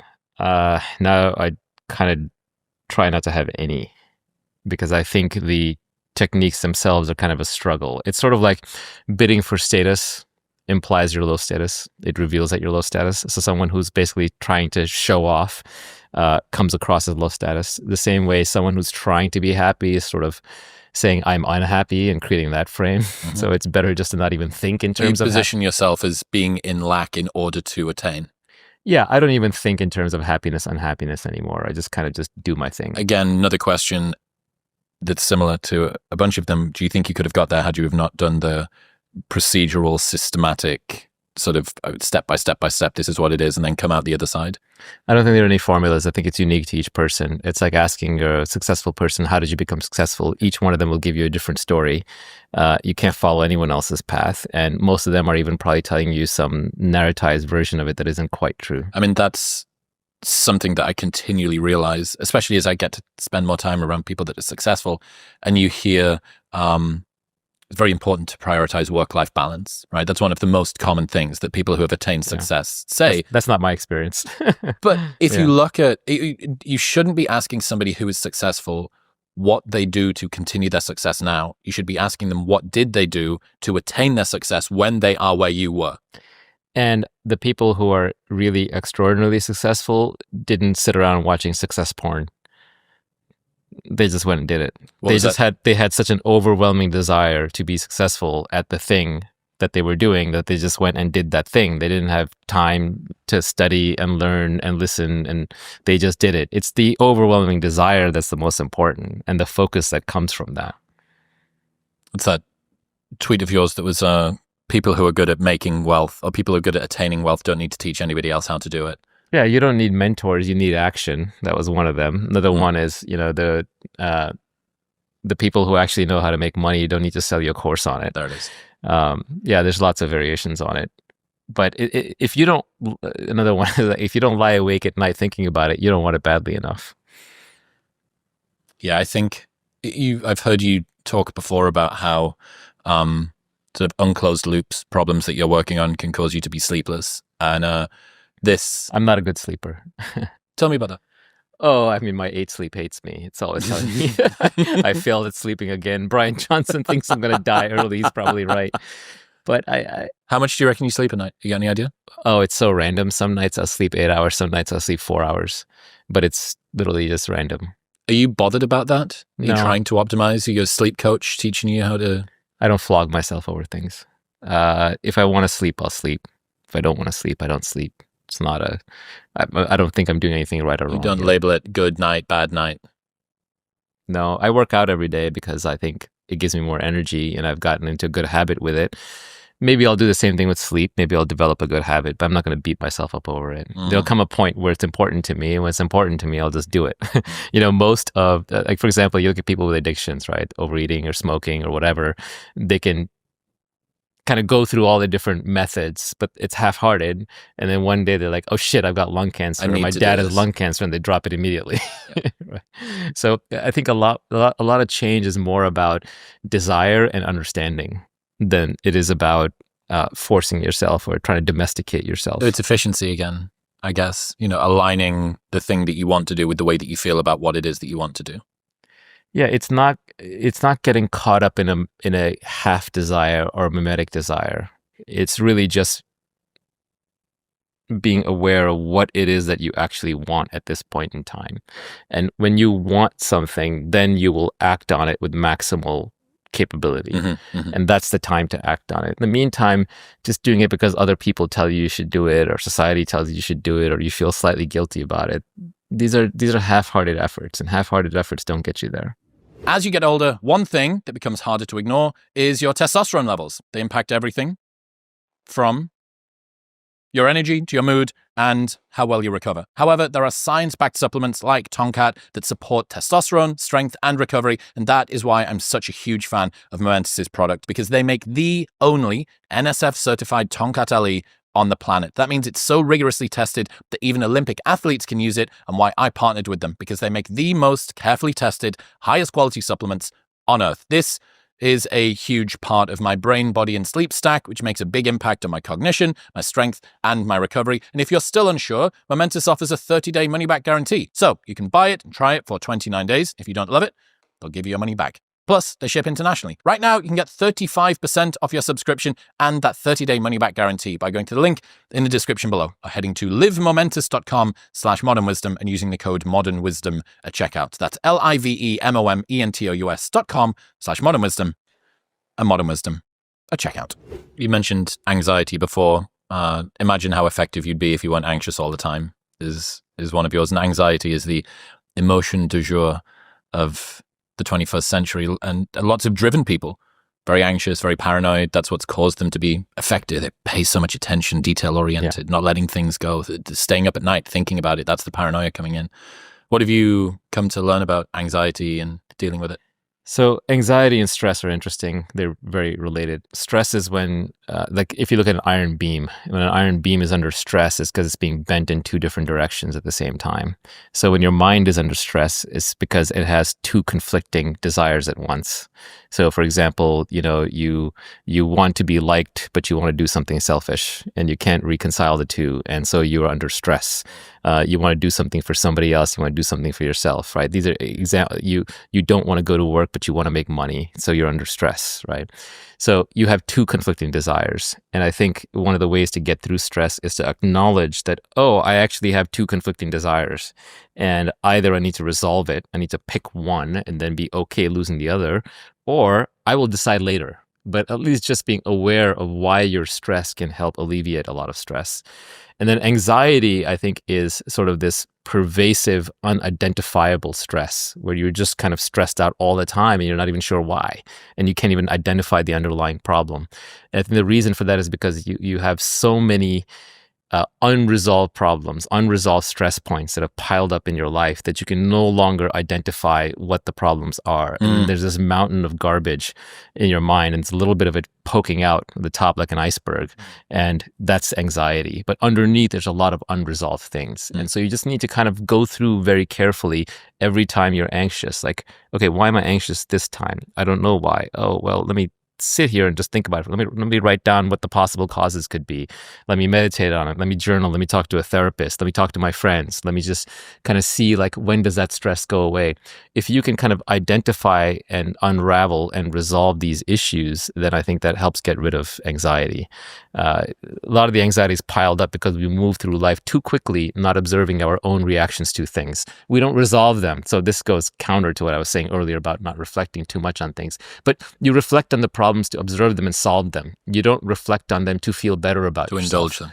Well, if you're doing it to just feel better about yourself, that could be strengthening your personality and your ego and could be creating a more fragile personality. One big anxiety resolver for me is just ruminating on death. I think that's a good one. You're going to die. It's all going to zero. You cannot take anything with you. And I know this is trite, and I know we don't spend enough time thinking about the big questions. We kind of give up on them when we're very, very young. A little child might ask the big questions like, why are we here? What's the meaning of life? What is this all about? Is there Santa Claus? Is there God? But then as adults, we're taught not to think about these things, or we've given up on them. But I think the big questions are the big questions for good reasons. And if you can keep the idea in front of you at all times that you're going to die and that everything goes literally to zero, what's there to stress about? Yeah, for better or worse, life is very short. How should people deal with its briefness? Enjoy it. Make the best of it. It's even briefer than that. Each moment just disappears. It's gone. There's only a present moment, and it's gone instantly. So if you're not there for it, if you're stressed out or you're anxious or you're thinking about something else, you missed it. So any moment when you're not in that moment, you are dead to that moment. You might as well be dead because your mind is off doing something else, or living in some imagined reality that is just a very poor substitute for the actual reality. So one of my recent realizations was, what is wasted time? What is a waste of time? So I don't like to waste time, but what is wasted time? And everything is wasted time in a sense because nothing matters in the ultimate. But in each moment, the thing matters. In each moment, it's the only thing that matters, actually. What's happening in front of you literally has all the meaning in the world. And so what matters is just being present for the thing. So if you're doing something that you want to do and you're fully there for it, then it's not wasted time. If you don't want to do it and your mind is running away from it and you're reacting against it and you're wishing you were somewhere else and you're thinking about some other thing, or you're anticipating some future thing, or regretting some past thing, or being fearful of something, then that's wasted time. That's time that's being wasted when you're not actually present for the reality in front of you. So my definition of wasted time, yes, I do want some material things in life, and there are things that have more value than others within this life, but this life is very short and bounded. So the true wasted time is a time that you're not present for, when you're not there for it, when you're not doing the thing you want to do to the best of your capability such that you're immersed in it. If you're not immersed in this moment, then you're wasting your time. People get worried about dying and no longer being here, but they don't realize that so much of their life is spent not being here in any case. That's right. And I think people crave being here for it. And when you're here for it, you're actually not thinking about yourself. You are more immersed in the thing, the moment, the task at hand. We don't want peace of mind. We want peace from mind. That's right. Yeah, the mind is what can eat you alive if you let it. And there's more to you than the mind. How so? Well, I mean, the very, if I don't want to disassemble the body, so to speak, right? Because please go on. Yeah, at the end of the day, like everything arises within your consciousness, right? You got like, nowhere else to experience it. Sorry? You've got nowhere else to experience it. You got nowhere else to experience it. And that consciousness is relatively static in a sense that it's been exactly the same from the moment you were born to the moment you die. And everything that you experience from your body, from your mind, to the world, to everything is within that consciousness. And that thing, that base layer of being, and this is what the Buddhists will tell you, is the real thing. Everything that comes and goes in the middle, including your mind, including your body, is unreal. And trying to find stability in those transient things is your castle that you're building on sand that's going to crumble.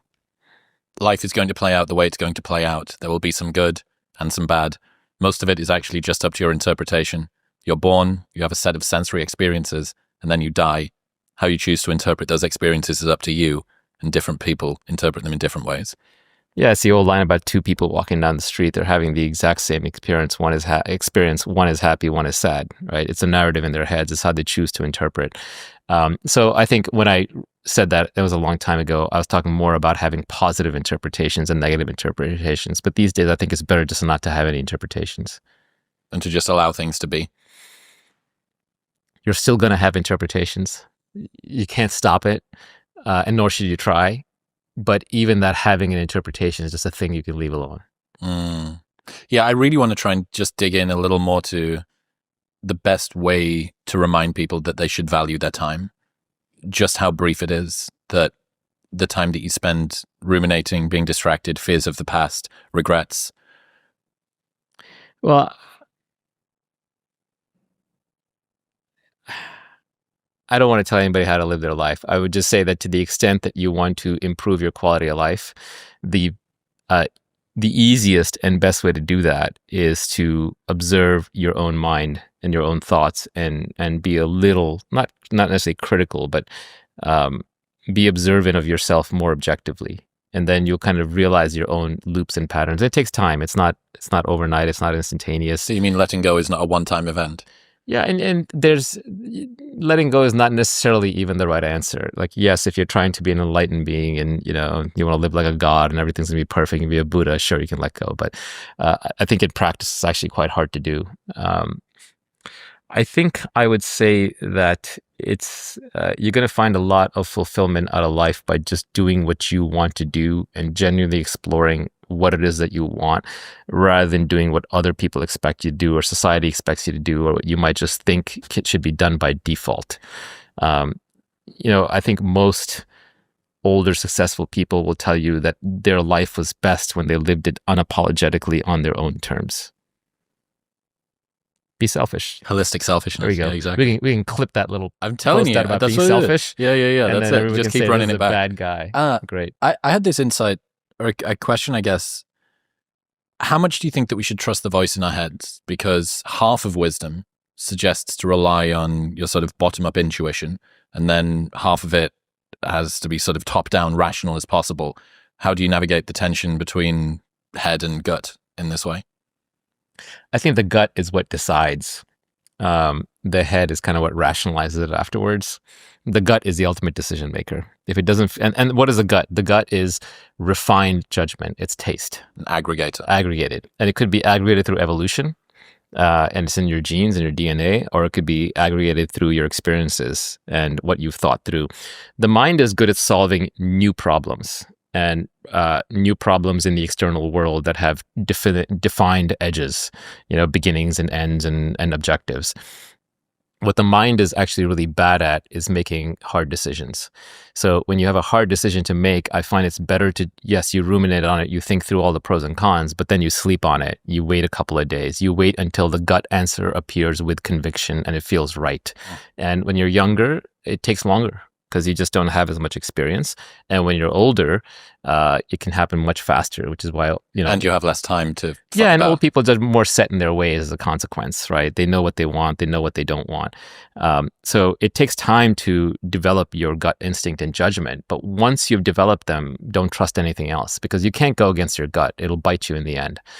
Usually in relationships that failed, you can look back and say, oh, actually, I knew it was going to fail because of this reason, but I kind of went ahead anyway because I wanted it to be this way, right? I wanted this person to be a different way than they are, or I wanted to get a different thing out of it than I knew I was going to get, but I just wanted it.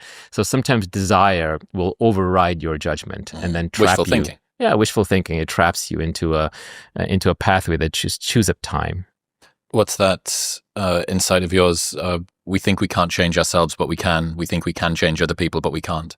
Exactly. I think to add to that, you can't change other people. You can change your reaction to them. You can change yourself. But other people only change through trauma or their own insight on their own schedule, and never in a way that you like. Yeah. Alain de Botton says that people do sometimes change, but rarely in relationships and never when they're told to.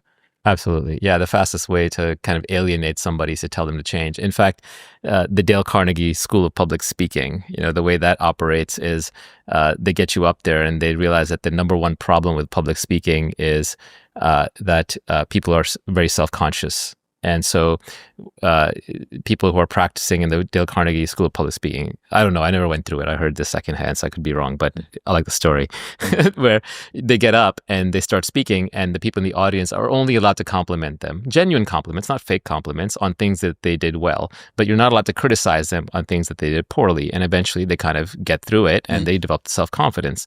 The same way, there's like the Michelle Thomas School of Language Learning. And on that one, what they do is you listen to a teacher talking to a student. They're not teaching you. You're not expected to remember or memorize anything. You just listen to a student stumbling over the language. And it's a better way to learn because you yourself don't feel flustered. You're being tested, graded. Oh, so you're examined. not in your own head as much. Correct. You're not in your own head. And you might even be laughing at the student, or you might be agreeing with the teacher, or vice versa, or sympathizing with the student. But because you are a passive observer, you can be more objective about it and you aren't threatened or fearful, and you can learn better. And coming back to the original point of you can't change people, if you do want to change someone's behavior, I think the only effective way to do it is to compliment them when they do something you want, not to... Positive reinforcement. Yeah, exactly. Not to insult them or be negative or critical when they do something you don't want. And we can't help it. It's obviously in our nature to criticize, and I do it as well.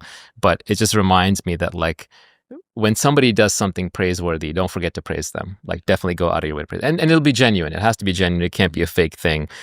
This is not, one of those just dropping compliments type thing. Eventually, that people will see through that. They want authenticity.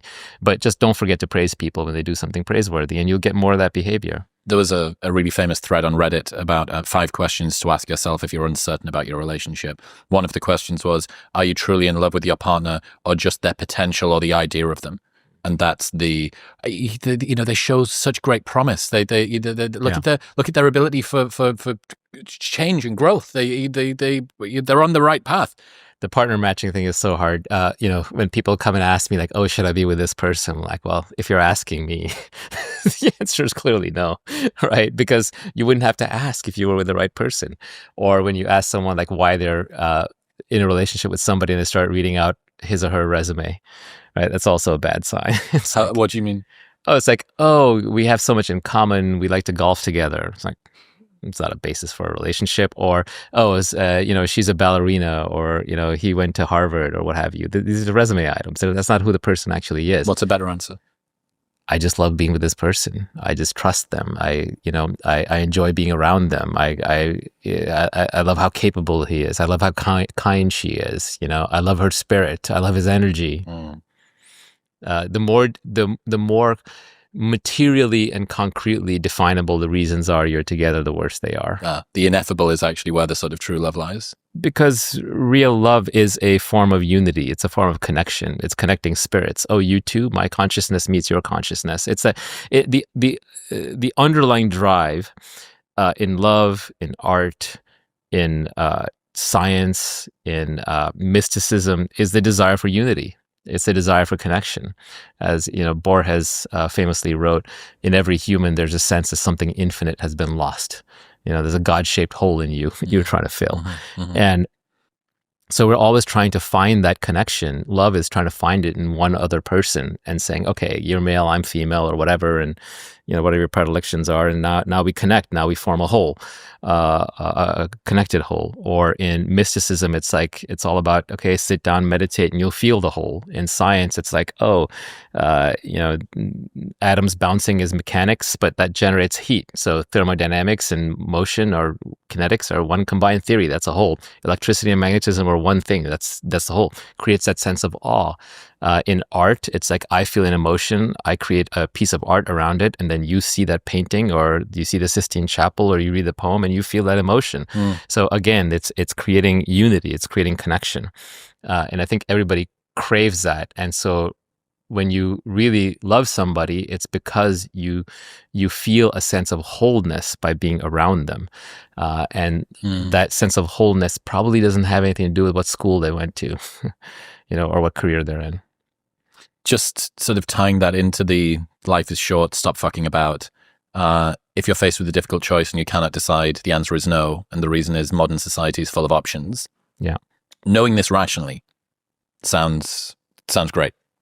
But having the courage to commit to it in reality, I think, is a different task. And cutting your losses quickly in the big three, relationships, jobs, and locations, is hard. What would you say to someone who may cerebrally be able to agree with you and say, I understand the answer is no? My cousin said this about me. He said that, what I really notice about you is your ability to walk away from situations that are just not great enough for you, or not good enough for you. Yes. And I think that is a characteristic that I have. I will not accept second best outcomes in my life. Ultimately, you will end up wherever is acceptable to you. You will get out of life whatever is acceptable to you. And there are certain things to me that are very, very important where I will not settle for second best. But then there are a lot of other things I just don't care about. Because if I spend all my time caring about those things, I don't have the energy for the few things that matter. And so in decision making, I have a few heuristics for myself. Other people can use their own, but mine are, if you can't decide, the answer is no. If you're offered an opportunity, if you have a new thing that you're saying yes or no to that is a change from where you're starting, the answer is by default always no. Secondly, if you have two decisions, if you have A or B, and both seem like very equal, take the path that's more painful in the short term, the one that's going to be painful immediately, because your brain is always trying to avoid pain. So any pain that is imminent, it is going to treat as much larger than it actually is. This is kind of like a decision-making equivalent of Taleb's surgeon. Taleb surgeon, where you want the surgeon that doesn't look as good because he's more likely to be a good surgeon. Yeah, it's similar in that appearances are deceiving because you're avoiding conflict, you're avoiding pain.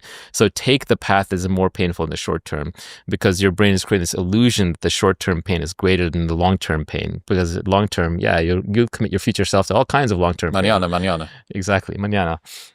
So take the more short-term painful one. And then finally, the last one, which I would credit Kapil Gupta with, is that you want to take the choice that will leave you more equanimous in the long term. By equanimous, he means like more at peace, more mental peace in the long term. So whatever clears your mind more and will have you having less self-talk in the future, if you can model that out, that is probably the better route to go. And then I would focus decision-making down on the three things that really matter, because everything else is downstream of these three decisions. Especially, these are early life decisions. Later in life, you have different things to optimize for. But early in life, you're trying to figure out who you're with, what you're doing, and where you live. And I think on all three of those, you want to think pretty hard about it. And people do some of these unconsciously. Who you're with, very often it's like, well, we were in a relationship, we stumbled along, it felt okay, it had been enough time, so we got married, right? Not great reasons.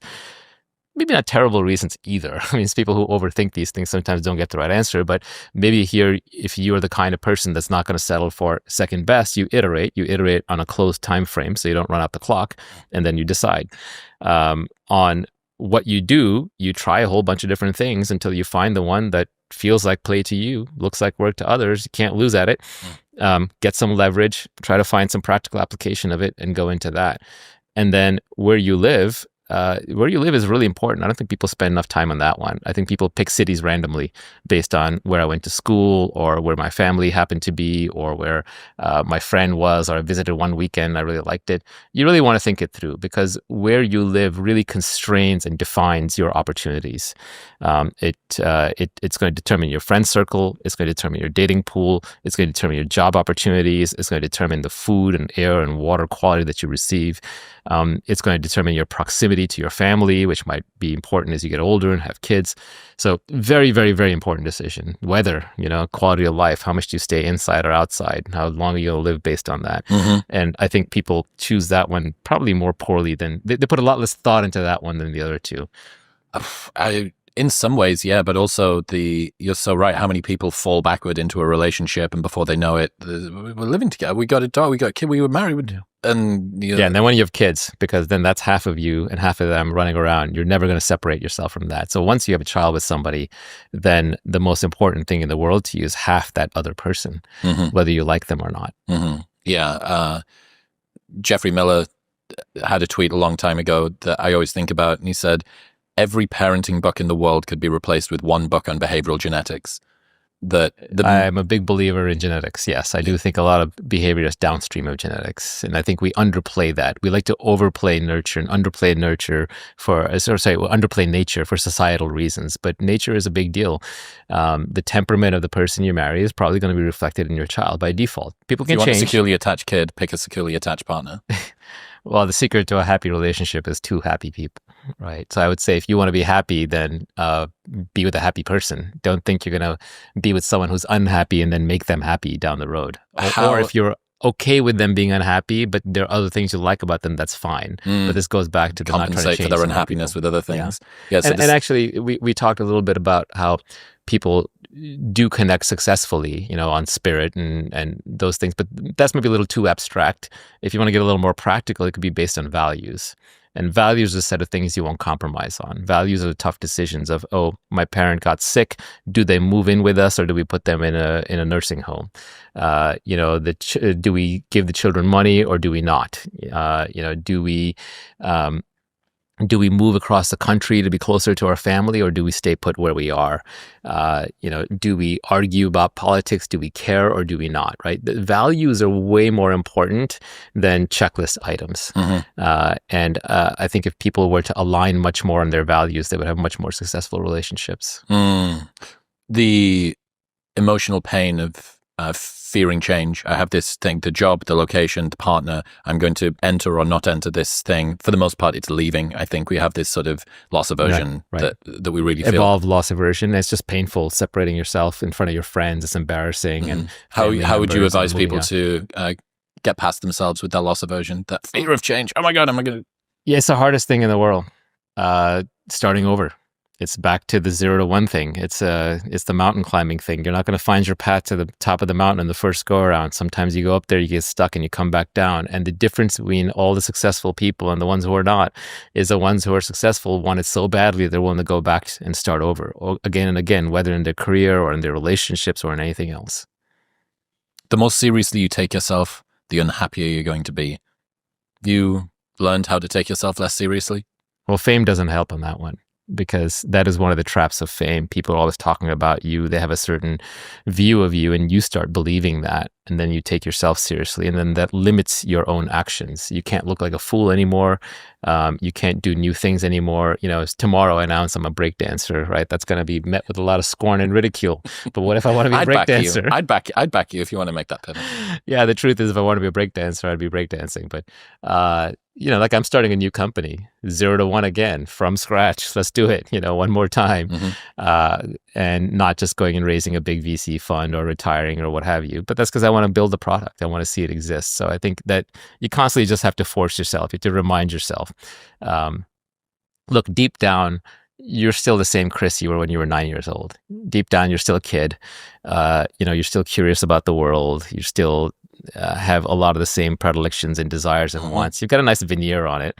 But one of the nice things when you have kids is you realize how much closer they are to you in personality and knowledge and know-how. Like I look at my son who's, he's 8, and I just noticed like, wow, he probably has 60 to 80% of my knowledge and development wisdom, and he has a lot more freedom, and he has a lot more spontaneity. In some ways, he's smarter. And there's not a big gap here left to close. This kid's going to be, done very soon, caught up to me. And so to the extent that I think I know better, or that I'm somewhere, or that I'm someone, it's just an illusion. It's just a belief. What's the lineage between that and taking yourself too seriously? I shouldn't take myself too seriously because there's nothing here to take that seriously. And if I take myself too seriously, then I'm going to get trapped. I'm going to circumscribe myself again into a limited set of behaviors and outcomes that keep me from being free, keep me from being spontaneous, keep me from being happy. So it just goes back to the, don't think about yourself too much. There's a special type of pain in realizing that the advice that you need to hear right now is something that almost always you learned a long time ago. And that, you're basically sort of the same person you were as you were 9. A lot of the time people ask questions like, what advice do you wish that you would give yourself 10 years ago? Right. People ask themselves that question. Almost invariably, the advice that you would give yourself 10 years ago is still the advice that you need to hear today. Absolutely. That's why I did that exercise of thinking back, 10 years, 20 years, 30 years ago. What advice would I give myself? For me, it's just be less emotional. Don't take everything so seriously. Do the same things, but do them without all the emotional turbulence. And so that's the advice I'm giving myself going forward. Yeah. It's funny how we need that distance to be able to be a little bit more objective, to have a little bit more perspective. And it's almost a little bit of a trick, right? Because typically when you do that, you say, what would you tell a friend that was going through this? Right. And then you try and turn the advice to the friend around onto yourself. But you always think, well, I'm not the friend. You go, okay, you 10 years ago, there's enough distance in that. And you go, oh, I actually am still that person. There's just a single line between that and me. And related to this story is, I think, understanding is way more important than discipline. Now, Jocko would have a fit, but on physical things, discipline is important. If I want to build a good body, I got to work out on a regular basis. But on mental things, I think understanding is way more important. Once you see the truth of something, you cannot unsee it. All of us have had experiences where we've seen a behavior in a person, and then it just changes what we think about that person. We no longer want to be friends with them, or we deeply respect them if it was, really good behavior that maybe was observed unintentionally. So when we really do see something clearly, it changes our behavior immediately. And that is far more efficient than trying to change your behavior through repetition. Could you give me an example? If you were, let's say that, you have a friend and then that person turns out to be a thief. You see that person stealing something. You're done with them. If you are, the smoking lung cancer example is a good one, right? Someone close to you, or anytime someone close to you dies, or you even hear about someone dying, what's the first thing you do? The first thing, assuming that you weren't that close to them, obviously you're close to them, it's different, but if you weren't that close to them, but you hear about someone in your extended social circle dying, you immediately start trying to distinguish yourself from them. You're like, oh, well, how old was this person? Were they a smoker? Did they have an issue? Do I have that issue? Right? You immediately start comparing. And what you're doing there is you're sort of just trying to see if there's an overlap here. But if you see the truth in something, if you're like, oh my God, this person was the same age as me and they died, and that's starting to happen at my age where I'm starting to hear about, extended circle people, just reminds you time is really short. There's a truth there. There's a truth there that you cannot... Reaction of distancing yourself. There's a truth there that you cannot unsee. For example, I think, were you into bodybuilding or something back when? I don't know. Just like bro lifting stuff. Okay, bro lifting to be less of a skinny bitch, yeah. Right, but there probably was a point where you were being really aggro in the gym and you injured yourself. Many times. Right, and each one of those was a deep understanding of don't go beyond this point, right? There was a truth there. So again, when you see these things in such a way that you can't unsee them, that changes your behavior instantly. And I would argue that introspection to find those truths is actually very useful. Is that a justification for more experimentation, exploration, experience in life, sort of trying to find serendipity, because all of these experiences are going to teach you a inescapable lesson? You're going to do what you're going to do. I mean, your level of exploration, I think, is sort of up to you. But life is always throwing truth back at you. It's about whether you choose to see it, whether you choose to acknowledge it, even if it's painful. Truth is often painful, right? If it wasn't, we'd all be seeing truth all the time. Reality is always reflecting truth. That's all it is. Why would you not have accessed it already? Exactly. All the philosophy that's out there, for example, it's almost trite. Like most people, they look at philosophy like until they discover it for themselves. Because wisdom is the set of things that cannot be transmitted. If they could be transmitted, we'd read the same 5 philosophy books and we'd all be done, we'd all be wise. You have to learn it for yourself. It has to be rediscovered for yourself in your own context. You have to have specific experiences that then allow you to generalize and see the truth in those things in such a way that you're not going to unsee them. But each person is going to see them in a different way. I can tell you that Socrates' story, and it's not going to resonate until there's something that other people desire that you realize you yourself don't want. And the moment that happens, then you'll see the truth in the general statement. I want to just read you a 2-minute essay that I wrote a couple of weeks ago. It's called Unteachable Lessons. Okay. I've been thinking about a special category of lesson, one which you cannot discover without experiencing it firsthand. There is a certain subset of advice that for some reason we all refuse to learn through instruction. These are unteachable lessons. No matter how arduous or costly or effortful it is going to be for us to find out ourselves, we prefer to disregard the mountains of warnings from our elders, songs, literature, historical catastrophes, public scandals, and instead think some version of, yeah, that might be true for them, but not for me. We decide to learn the hard lessons the hard way, over and over again. Unfortunately, they all seem to be the big things, too. It's never new insights about how to put up level shelves or charmingly introduce yourself at a cocktail party. Instead, we spend most of our lives learning firsthand the most important lessons that the previous generations already warned us about. Things like, money won't make you happy, fame won't fix your self-worth, you don't love that pretty girl, she's just hot and difficult to get. Nothing is as important as you think it is when you're thinking about it. You will regret working too much. Worrying is not improving your performance. All your fears are a waste of time. You should see your parents more. You'll be fine after the breakup and will be grateful that you did it. It's perfectly okay to cut toxic people out of your life. And even reading this list back, I'm rolling my eyes at how fucking trite it is. These are all basic bitch, obvious insights that everybody has heard before. But if they're so basic, why does everyone so reliably fall prey to them throughout our lives? And if they're so obvious, why do people who have recently become famous or wealthy or lost a parent or gone through a breakup start to proclaim these facts with the renewed grandiose ceremony of someone who's just gone through religious revelation? It's also a very contentious list of points to say on the internet. If you interview a billionaire who says that all of his money didn't make him happy, or a movie star who said that her fame felt like a prison, the internet will tear them apart for being ungrateful and out of touch. So not only do we refuse to learn these lessons, we even refuse to hear the message from those warning us about them. And even more than that, I think for every one of these, if I consider a bit deeper, I can recall a time, including right now, where I convinced myself that I am the exception to the rule, that my particular mental makeup or life situation or historical wounds or dreams for the future render me immune to these lessons being applicable. No, my inner landscape would be salved by skirting around the most well-known wisdom of the ages. No, I can thread this needle properly. Watch me dance through the minefield and avoid all of the tripwires that everyone else kicks. And then you kick one. And you share a knowing look, the kind that can only occur between two people who've been hurt in the exact same way, and a voice in the back of your mind will say, I told you so. That's unteachable lesson. It's a good essay. I think one of the reasons why these lessons are unteachable is because they're too broad. They have to be applied in context. A number of the ones that you laid out contradict each other, like spend more time with your parents and, don't work so hard. But, at the same time, you do want to be successful, right? I think a lot of these lessons come from down on high, from, as you said, like the famous movie star or the billionaire saying, "Oh, you don't need money to be happy." It's like, well, okay, then give it up, bitch, right?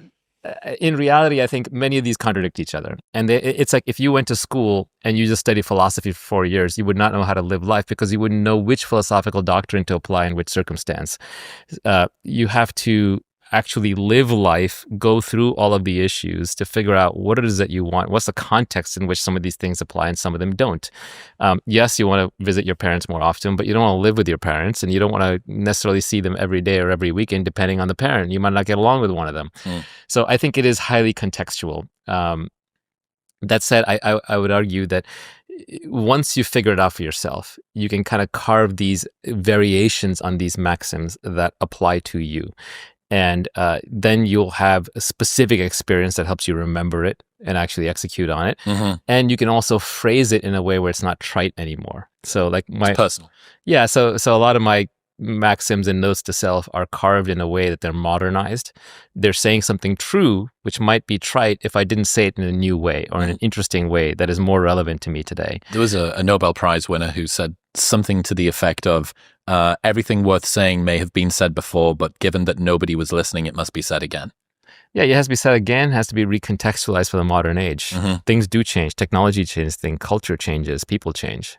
On that, I've heard you say, you talk about the difference between seeming wise and being wise, that you tried to appear smart as a kid by sort of still do rote memorization, masquerading as insight and wisdom. Yeah. And I certainly feel that. A lot of the show for me, I think, was and still is a redemption arc from this decade of my life where I completely suppressed any intellectual curiosity.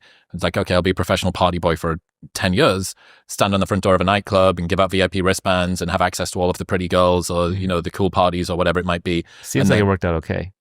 It did in some ways. But I mean, and it's you not had fun. It was, look, it was a good way to spend my 20s, but to sort of come back above, put your head above water, 2 degrees, one of which was a master's, and then this just shut down any of that learn. I mean, I did that while I was at uni. While I was at uni, I was running the events. So it was actually a decade and a half.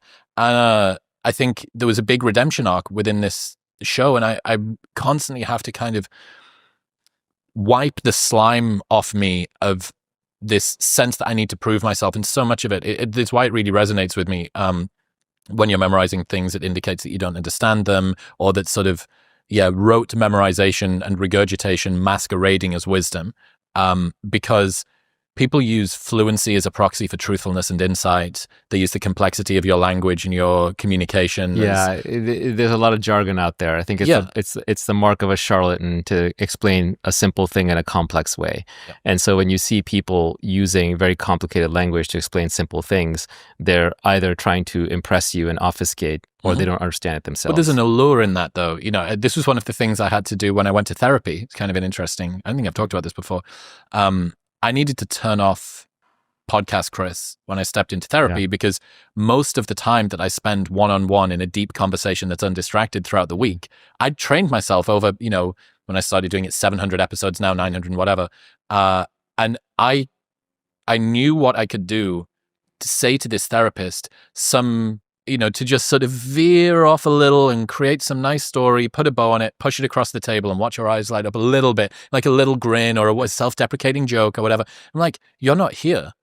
You're performing. You're doing the Chris Williamson thing with the sort of jazz hands. So I have my own version. Okay, tell me. Okay, so you have podcast Chris. I have podcast guest Naval. Right? Precisely. So very often I'll think of something. I'll have what I think is an insight, and I want to tweet it or write it down. But in my mind, I'm talking about it on a podcast. That's kind of how my mind registers it. And for a while, I thought this was a bad thing, and I tried to eradicate podcast Naval. And then I just realized that's just how it comes out. So I might as well just be okay with it. Now, do you know the reason I'm on this podcast? No. I haven't done a proper formal interview, straight up top, 10, 20 podcasts in a long time. Since Rogan, maybe? Probably since Rogan. Yep. Yeah, I went out at the top, right? That was the theory. Yeah, well, it's still at the top. Yeah, I know. And then, I've done some stuff with Tim Ferriss, a good friend, but that's been more co-hosting. I haven't been a guest. And then I did one or two random things where I just stumbled into a thing where there was a reason, but it wasn't like this. And I reached out to you for this one, right? I have lots of people reaching out to me for podcasts. I do not answer them. I reached out to you. And the reason is a really funny one. It's because when I am playing Podcast Naval in my head, for some reason, you're on the other side. And I don't know why. I literally don't know why. It's not like I've even seen many of your podcasts. I think I've seen some snippets here and there. But for some reason, you were the guy in the podcast, in Podcast Naval. And so I was like, I might as well just do it. So I reached out to you. I wonder if this will close that loop or further entrench it. I wonder if you've made it way worse now and you're just going to have, first off, it was a dream and now it's reality plus a dream. And now I can't get away from him. Yeah, there are enough people that I turned down where I said I'm just not doing podcasts. I feel bad about that. I got to go back and do those podcasts. But I probably wear out my welcome. I have nothing new to talk about. So I don't know what I'm going to say. Well, I appreciate you said on Rogan, and this was something, to kind of pay it back to you. I had a 5-headed Mount Rushmore of guests before I started this show. And it was Jordan Peterson, Sam Harris, Alain de Botton from the School of Life, you, and Rogan. And that was my hydra of a Mount Rushmore. And I think someone had asked you at some point, maybe it was a tweet or something after Rogan, or maybe even said it on Rogan, where you said, I don't like to say the same thing twice, at least not in the same way. I don't like sequels. Yeah. Yeah. And I really, really respected that. That was 2019. You said it was 8 or 9 years ago. It wasn't as long ago as you might think. I have a terrible memory. Yeah. You're right, 2019, right before COVID. Yes. And I really appreciated that, because there is something, the content game, you can continue to sort of, I'm sure I'll have said many things today that the audience will have already heard, but caring enough about having novel insights, or at least having a new perspective on similar insights. Say, oh, well, in the space of 6 years since you were on Joe, a lot of these things, I'm coming at them. Actually, the first thing I said to you today, I'm not convinced that I actually fully agree with that thing that I used to say, which is cool, right? That's you showing that the position that you put in the ground previously is not a tether. It's not you being held to it anymore. Well, I think the reason why I wanted to be on this is because for some reason, I have the impression that you engage in conversations. And I like conversations. I don't like interviews. This is why I was doing my last startup, Air Chat, which was all about conversations. And conversations to me are more genuine. They're more authentic. There's a give and take. There's a back and forth. There's a genuine curiosity. It's not to say the other podcasters don't do it. They absolutely do it. But for some reason, in my mind, I had you as a guy that I would actually have a conversation with. And sure enough, you just read me your essay, which I don't think anybody else would really do, right? That implies there's a give and take. There's a genuine curiosity. And I think that's useful, because then certain inexplicit knowledge that I had will be surfaced for myself. And I think that's helpful. Well, you're seeing, to kind of break the fourth wall a bit, you're seeing very much of some of the gateway drug insights that you had that you just don't get to choose. I'm aware that you kind of have an anti-guru sentiment in you, like a very strong, don't listen to me, I don't know what I'm doing. Yeah, it's a trap. No, guru's a trap. Do not follow me, do not bow to me, do not do any of the other things to me. But if you see resonance in another person, and I think this is what we're all trying to find. People can complain about the mountains of content creation that happens, and maybe rightly so. But if you're able to find someone and you see in them a little bit of you, maybe not even much of you, but that bit of them, their self-esteem, or the way they look at relationships, or what they want to do, the kind of life they want, or the level of peace of mind that they want to have, or whatever it might be. If you find in somebody else a little bit of that, it's kind of like what you were saying before. You can no longer be unconvinced of that, and it steps in and becomes a part of you. And you're maybe seeing reflected back to you some, this sort of percolated, very meandering insight from however long ago that something's happened. And maybe in 5 years' time, you'll be like, that thing that you said about the lessons of the blah blah blah blah blah, and then I don't know, it's cool. That's like synthesis, right? It's this sort of blending of... The reason I spend a lot of time in San Francisco is because it's a gravitational attractor for the smartest people in the world. And despite all of the many problems the city had, because it's mismanaged beyond belief, it does just seem to pull in the young, smart, creative people. Not just the ones who are building technology, but they're exploring every facet of life, and they're weird, and sometimes it's repulsive and it's bizarre, but you talk to these people and you just see a very intelligent person coming at life in a completely different way, putting it through the combinatorics of human DNA, which are uncountable, and giving you a weird perspective that can twist your mind around. And to do that, you always have to be learning. You can't be in a guru mentality. If I'm with somebody and they're listening to every word I say and hanging on it, that's not interesting for me. I'm not going to learn anything. I want people who are intelligent, who will say something back that is a little different, and I may not agree with it, but it's going to leave a mark. It's going to leave an impression. And it's going to leave an impression to the extent that both that they are correct and that I choose to listen. And I'll choose to listen if I don't view myself as higher status or smarter than them. The flip side of that is I'm not really impressed by high status people. Like I don't, just because Has that always been the case? Pretty much. In fact, most of my friends who have gone on to become very famous or successful, the more famous, successful they've been, the less I spend time with them. Partially because they get surrounded by an army of sycophants, which gets hard to break through. And because I don't want anything from them, and I don't like that. I don't like these situations in which transactional relationships are implied. That can be a gift, though, to people who are of that, because the higher that they climb up that hierarchy, the fewer and fewer people don't want anything from them. So in that way, you can be an even better friend. Right, but they get surrounded by people who do want things from them and are so good at pretending they don't that it's just not worth my time to try and break out from that group. So it does get lonely at the top, so to speak, but it's also by choice because, it's... Champagne problem. Yeah, you can be your own best friend too. I am my own best friend, actually. So I really do enjoy spending time with myself. Yeah. The smartest people aren't interested in appearing smart and don't care what you think is... Yeah, I mean, a lot of life is not giving a shit. A lot of the best things in life come out of that. Does this mean, you're sort of talking about that rote memorization masquerading as wisdom and insight thing, which I think perhaps almost certainly podcasts like this will have contributed to. You hear an Alain de Botton who's, like a painter with words, very simple, very sort of unpretentious, but if you're intellectually curious, you only see the production of his thoughts. You don't necessarily see the work that's gone into the thoughts behind. So you confuse the presentation of them for the insight. Does that make sense? Of course, yeah. A lot of my stuff is more polished. Like one of the funny things... one of the funny things that right before this podcast was I thought, maybe I should go back and read my old tweets to sort of remember what I said and I can articulate it well. But then I realized that's just performance. I would just be memorizing my whole stuff to perform.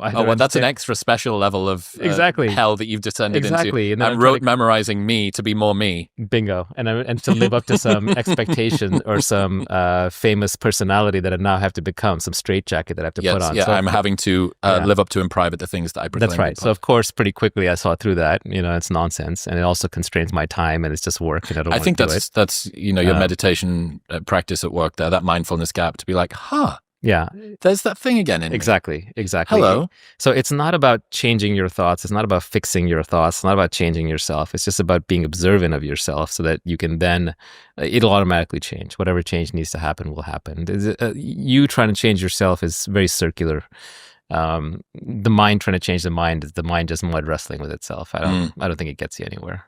You've spent a lot of time either creating wealth or thinking about how to create wealth. What have you learned are the best places to spend wealth? To spend wealth? Yeah. How you spend this time creating this wealth, accumulating. What are the best ways for you to put it back out? I actually think Elon had this one figured out, which is he plowed his own money back into his own businesses to go and do bigger and better things for humanity. So what I would like to, you could give it to nonprofits, but a lot of nonprofits are grifty, or it's people who didn't earn it trying to spend it, or they don't have tight feedback loops on having a good effect. So one of the things I want to do as an aside is I want to create a little school for young physicists, but that's my nonprofit. For young physicists? Yeah, that's my nonprofit-y thing. But and I've actually underwritten media and some physics stuff. I don't like to talk about it, so I don't talk about my whatever so-called philanthropy, because I think that makes it less real. That makes it more status-oriented. It makes it less philanthropic. Yeah, exactly. And then people look at how charitable my charity is. And then people also come hunting for money. So there's all of that disease. I don't believe in giving to schools. They have enough money. Ivy Leagues have enough money, and they don't know how to spend it. So I think the best use of money is, I think a good business creates a product for people that they voluntarily buy and they get value out of. So in that sense, I think Steve Jobs and Elon and entrepreneurs like that have created a lot of value for the world. So one of the things I can do is I can take my own money and I can invest it in myself to go and build the next great thing that I think needs to exist. And that's basically what I'm doing right now. I'm doing a new business. I'm self-funding it. I'm plowing a lot of money into it. I'm going to build something that I think is beautiful, that I want to see exist. I really want to see it exist. Have you spoken about this yet, or is it still dark mode? It's so early. Maybe I'll show it to you in a few months. Cool. Hopefully 6 months. And I'm excited about it. And that's a good use of money. What about the worst places to spend wealth? What is the old line? If it flies, floats, or fornicates? Very nice way to change the final F. Very impressive. Yeah. That's the way I heard it. Okay. I can't take credit for it. I'm pretty sure it's fucks, but yeah. So. Yeah. I think that was, maybe it was Felix Dennis. Okay. Who had that quote. Yeah. Yeah, he said, if it flies, floats, or fornicates, rent it. I think the last one was a little too... It's wrong in that he didn't have a family, he didn't have kids. Okay. So, he missed the big one. Yep. But yeah, there are lots of bad ways to spend money. I believe in investment. I don't believe in consumption. Yes, you're born with a short housing position. You close that out. You get yourself a nice house. Get yourself some help to free up your time so you're not doing things that other people can do better. Treat people well, always overpay and expect the best. Pay them like they're the best and then expect the best. But overall, I think a good use of money is to take risks and build things and do things that other people can't do. Align it with your own unique talents so you can keep delivering to the world. I'm not going to sit idle. I'm not going to retire. That's a waste of whatever time I have left on this earth. And if I'm doing something I enjoy, then I'm already in perpetual retirement. Because work is just a set of things you want to do that you have to do that you don't want to do. So if you want to do it, it's not work. And so there are things that I want to do, don't feel like work. I can put money behind them and I can use that to instantiate them into reality. And I don't want to say make the world a better place because that's too trite, but it's more just create a product that I'm proud of that wouldn't exist otherwise, that other people will get tremendous value out of. And it's been enabled through wealth because you're able to take a level of risk that you wouldn't have been able to otherwise. Exactly. Yeah, wealth gives you freedom. It gives you freedom to explore more options. And in my case, it gives me freedom to start businesses without having to ask other people for permission or to warp my vision based on their desires to make a return or how they think money should be made. Is there anything that you'd add to the how to get rich thread? Is there anything where you thought, fuck, like just one, if I could go in and edit and add one more in or there's like 10,000 things. I could talk about that topic forever, to be honest. Like that thread was so short and it was so limited and it was so crafted in a sense, although I wrote it very spontaneously. It left so much on the cutting room floor that I could just talk about that topic for days. But it's all contextual. Right? Business is very, very, very contextual. Like you have to look at the particular business and understand what's being done and why it's being done and how it's being done. And then you can tear it apart or you can and then reassemble it properly. And I like to think that is actually where I have specific knowledge and expertise. My specific knowledge and expertise is not in happiness and not in philosophy. Yes, my life is very hacked to be very unique, but I don't think that's where my specific knowledge is. My specific knowledge is in being able to analyze a business, especially a technology business, and take it apart at the seams and predict in advance what is likely to work and what is not likely to work, Clubhouse notwithstanding. Because you're still going to be wrong most of the time. It's like playing the lottery, but you know one or two of the tickets numbers in advance. You only have to be right a few times or even just once to get the big score. Peter Thiel started PayPal, but he made all his money on Facebook, right? And now he's done more since then, obviously, but that was the big winner. And that's true in any power law distribution. Number one is going to return more than 2 through n put together. 2 will return more than 3 through n put together. You're operating in a highly leveraged intellectual domain, so the outcomes are going to be nonlinear. I know a lot about that topic, but it's highly contextual. It makes a lot more sense if there's a specific business in front of me, a specific entrepreneur, and I can take that apart. And I can say, so there are certain companies where I'll say, oh, this is not going to work because you, the entrepreneur, are doing this for the wrong reasons. You're doing A so you can get to B, just go to B. Or you're doing this to make money when really the person who's doing this because they love the product is going to beat you. Or you're raising money from the wrong people who are in it for the wrong reasons. Or your co-founder is not in it for the right reasons. Or you don't have the right kind of co-founder. Or your vesting schedule is wrong. Or you're starting the business in the wrong place. Or you're approaching it from this angle instead of that angle. And of course, I'll be wrong too. But I've just seen a lot of data. I have my theories around it. And that's where I feel very comfortable operating. The problem is when I have to talk about how to create wealth, and How to Get Rich is a clickbait title, deliberately. But when I talk about how to create wealth, talking about it in the abstract is very difficult because then you just want to speak truth. You have to just say the timeless stuff. You have to be right in almost every context. And so it really limits what you can say. The lack of specificity makes it, Correct. It's back to philosophy. But if I can get specific about it, that's when the real knowledge you could be like a wealth counselor for people. Yeah. Part of the reason why I started doing podcasts, and, this is ego at play, so I'll admit it freely. When I was tweeting, I kind of pioneered philosophy Twitter, if you will, or a certain kind of practical philosophy Twitter, where in 140 characters, I would try to say something true in an interesting way that was insightful to me at the time. But then that got copied. There's thousands of us now, right? Thousands of people spitting it out, ChatGPT, trying to create these things all day long. Although I like to think that my stuff is incompressible. I'm saying it in the tightest way possible, which is kind of a little failed poetry background. But what I realized was if you truly have a deep understanding of something, then you can talk about it all day long. Then you can rederive everything you need from that understanding, no memorization required. You can get to it from first principles. And every piece of what you know is like it's like a Lego block that just fits in and forms a steel frame. It's solid. It's locked in there. And so on a podcast, I can unload much more deeply about some of these topics. So, for example, we can talk about any business you like, but it has to be in context. It has to be real. It has to be an actual problem. Then we can solve it. I just really love that heuristic of if you're having to memorize something, it's because you don't understand it. You don't understand it. That's right. If you have to memorize something, it's because you don't understand it. And if you understand something, you don't have to memorize it. Yeah. Again, just to sort of call out a lot of what I tried to do, this redemption arc thing of if I sound smart, that's like being smart, right? Well, ChatGPT has memorized the entire internet. Good luck competing with that. You're not going to beat it on memorization. You're not even going to beat a library of memorization. You're not going to beat any 10 books on memorization.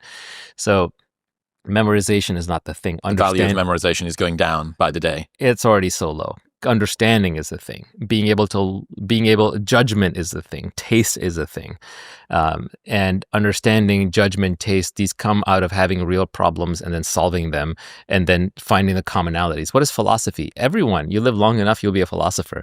Philosophy is just when you find the hidden generalizable truths among the specific experiences that you've had in life. And then you know how to navigate future specific experiences based on some heuristics, and you create a philosophy around that. Any subject pursued deeply enough will eventually lead to philosophy. Mastery in anything, literally anything, will lead you to being a philosopher. You just have to stick with it long enough and generalize the truths back out. And these are universal truths. It's back to the unity and variety.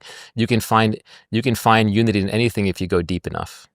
And that's why the trite stuff, unfortunately, sort of keeps coming back around. You're like, well, look, this is cliche for kind of a reason. It's cliche for reasons. But, sometimes you learn new things. Sometimes you do figure out new things, too.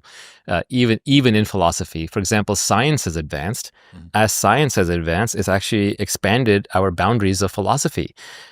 When we used to think that, the earth was the center of the universe, you would actually have a different philosophical outlook than when you think the universe is vast and we're infinitesimally small. It will give you a different philosophical outlook. The same way, if you think that the nature is driven by angels and demons and gods versus if there are laws of physics that are computable and understandable, that will lead you to a different philosophical outlook. If you think that knowledge is something that is passed down from above and through generations versus something that is created on the fly and then tested against reality, that will lead you to a different philosophical outlook. If you think humans are created by God as opposed to humans evolved from some, unicellular organism, it still doesn't solve the original problem. Who created that? But at least it takes you further back. Kick the can down the road. Even sim theory is an attempt at reformulating philosophy based on what we know about computers, even though it kind of leads to a lot of the same conclusions as, creator. But it is at least philosophy that is informed by technology and by science. So philosophy can also evolve. Moral philosophy involves, right? There was a time when every culture practically that was a conquering culture practiced slavery. Now almost all cultures abhor slavery. That's moral philosophy having evolved. There was even this sounds too ludicrous to be true, and I don't know if it fully is true, but there were a fairly large group of doctors based on studies who believed until the 1980s that babies couldn't feel pain. pain. And so even to this day, I think circumcision is done without anesthesia. And because under the theory that, very young children, babies don't feel pain. And that's ludicrous. And there was a study that came out in the 80s that said, no, they do feel pain. It's like, oh yeah, of course, right? So people can be stuck in bad philosophical traps for a long period of time. So even philosophy can make progress. And as an example, one of the realizations that I had, and this is thanks to David Deutsch and my friend James Pierce, and also thinking it through a little bit, is that there are these timeless old questions that we run into where the answers seem like paradoxes, so we stop thinking about them. So an example is free will. Do you have free will? Or does anything matter? Is there meaning to life? And we get stuck in them because, for example, is there a meaning to life? Like, yes, life has a meaning because you're right here. You create your own meaning. This moment has all the meaning you could imagine. It's all the meaning there is. On the other hand, you're going to die. It all goes to zero. Heat, death, the universe has no meaning, right? So which one is it? Well, the reason why it seems paradoxical is because you're asking the question of a human here and now at a certain scale and a certain time. And then you're answering it from the viewpoint of the universe over infinite time. So you pulled a trick. You switched the level at which you're answering the question. And questions should be answered at the level at which they're asked.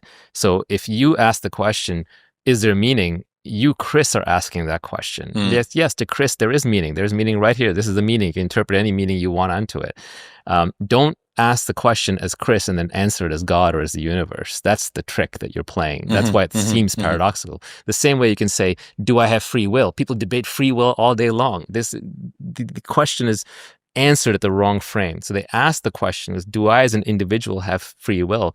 Hell yeah, I have free will. My mind-body system can't predict what I'm going to do next. The universe is infinitely complex. I'm making a choice in my mind and I'm doing something. There's my free will. So answer at the level at which you were asked. Of course I have free will because I feel like I have free will and I treat you like you have free will and you treat me like I have free will. We have free will. The problem then is you start trying to answer the question as if you're the universe. You're like, well, on the universal scale, Big Bang particle collisions, no one makes any choices. How could you be any different than what the universe wants you to be? And it's all one block universe, so you don't have free will. Don't answer the question at the level at which it wasn't asked. So if God asked the question, is there free will? No, there is no free will. If the universe asked the question, there is no free will. But if an individual asks the question right now, then yes, there is free will. So a lot of these paradoxes resolve themselves. Philosophical paradoxes that people have been struggling with since the beginning of time, when you just realize you're answering them at a scale and time different than they were asked. Speaking of updating beliefs, is there anything that you've changed your mind around recently? Very recently? I mean, all the time. But are you talking about like philosophical existential things or like technological things? Yeah, philosophical existential things. Or anything that comes to mind. If there's anything that's front of mind where you go, yeah, that's a pretty big OS update. Yeah, I'm less laissez-faire than I used to be on a societal level. I think that culture and religion are good cooperating systems for humans. And so if you want to operate in a high-trust society, you need to have sets of rules that people need to follow and obey so they get along, even if they're, one-size-fits-all doesn't work for everybody. You've moved up a little bit from libertarian? Yeah, I think pure libertarians get outcompeted and die. Right? Why? They get overrun because they're every man for himself. They can't coordinate. They can't coordinate. Exactly right. So the coordination problems, right? Culture exists to solve fundamental coordination problems. Religion solves coordination problems. Ethnicity solves coordination problems historically. And when you break down those coordination systems too fast and don't replace them with anything else, you get societal breakdown. So you can have very malfunctioning societies. Go to Japan versus go to any Western city, and you can see the difference between a culture that's working and a culture that's not. So I think that's like a broader set of things that I've changed my mind on a fair bit. I used to be much more laissez-faire on that stuff. Let's put it that way. What else? I mean, on child raising, I've gotten a lot looser. I'm still not like completely laissez-faire, but I'm much more realized like kids are going to be kids, and you kind of let them do their thing. You've gotten debate with them. Is it Taleb that has the ascending levels of like anarchism versus conservatism? Is that his insight? Like at the local level, I'm this. It seems like you've gone the other way. It's like at the child level, I'm an anarchist, and at the societal level, I'm a conservative. Yeah, no, he was quoting somebody else, some brothers, I forget which ones, but he was making the point eloquently, as he often does, that at the family local level, he's a communist. At the family level, you're a communist. At maybe the extended family level, you're a socialist. At the local level, you're kind of a Democrat, and so on. Until at the federal level, you're a libertarian, right? So you've done it the other way. You're being libertarian with the kids, and you're being religious conservative at societal level. No, that's a funny way of looking at it. I don't know if the scale is that that's simple. What else have I changed my mind on? I mean, I think the modern AI is really cool. But I think these are natural language computers. They're starting to show evidence of kind of reasoning at some levels, but I don't think they do creativity. I think modern AI. Just on that, one of my favorite takes is from Dwarkesh Patel, and he says, if you gave any human on the planet 0.00001% of the consumption that a LLM has, any LLM, they would have come up with thousands of new ideas. Right. Give me one new idea. One fundamental new idea. That's been generated. Yeah, like I'm big into poetry. Every poem ever written by an LLM is garbage. I think even their fiction writing is terrible. Even the new GPT-4.5, with all due respect to Sam and crew, I think they're terrible writers. I find them really bad at summarizing. They're really good at extrapolating, paperwork. They're very bad at actually distilling the essence of something and what's important. They don't have an opinions or a point of view, but they're still unbelievably powerful breakthroughs. They solve search. They solve natural language computing. They make English a programming language. They solve driving. They solve simple coding and backup coding. They solve translation. They solve transcription. They are a fundamental breakthrough in computing. It is a different way to program a computer rather than you explicitly speak its language and write the code and then run the data through it. You just run enough data through it until it figures out how to write the program. That's huge. But are they AGI? Not yet, and I don't see a direct path from here to there. Maybe we'll have to solve a few more problems before that happens. And I think ASI is a fantasy. I don't think there's any such thing. Artificial superintelligence, where it has some kind of intelligence that humans can't fathom. Okay. It seems like, I don't know if you from the Bostrom camp or whatever. No, I'm not an AI doomer. I think that's such a flawed line of reasoning. But let's say that, you came out of the lesswrong.com, like Slate Star Codec world, and there was this sort of lineage from computers and AI gets more powerful, and then you end up AGI, ASI. ASI, yeah. And it seems like LLMs have been this sort of orthogonal move from that, which are you saying you don't believe they are a step on that? It's kind of a little bit of a I think additional branch. I think Stephen Wolfram puts it better. It's a different form of intelligence. It's like if you see a jaguar in the jungle, it has a different form of intelligence. And you're like a plant has a form of intelligence, how it can like photosynthesize and grow.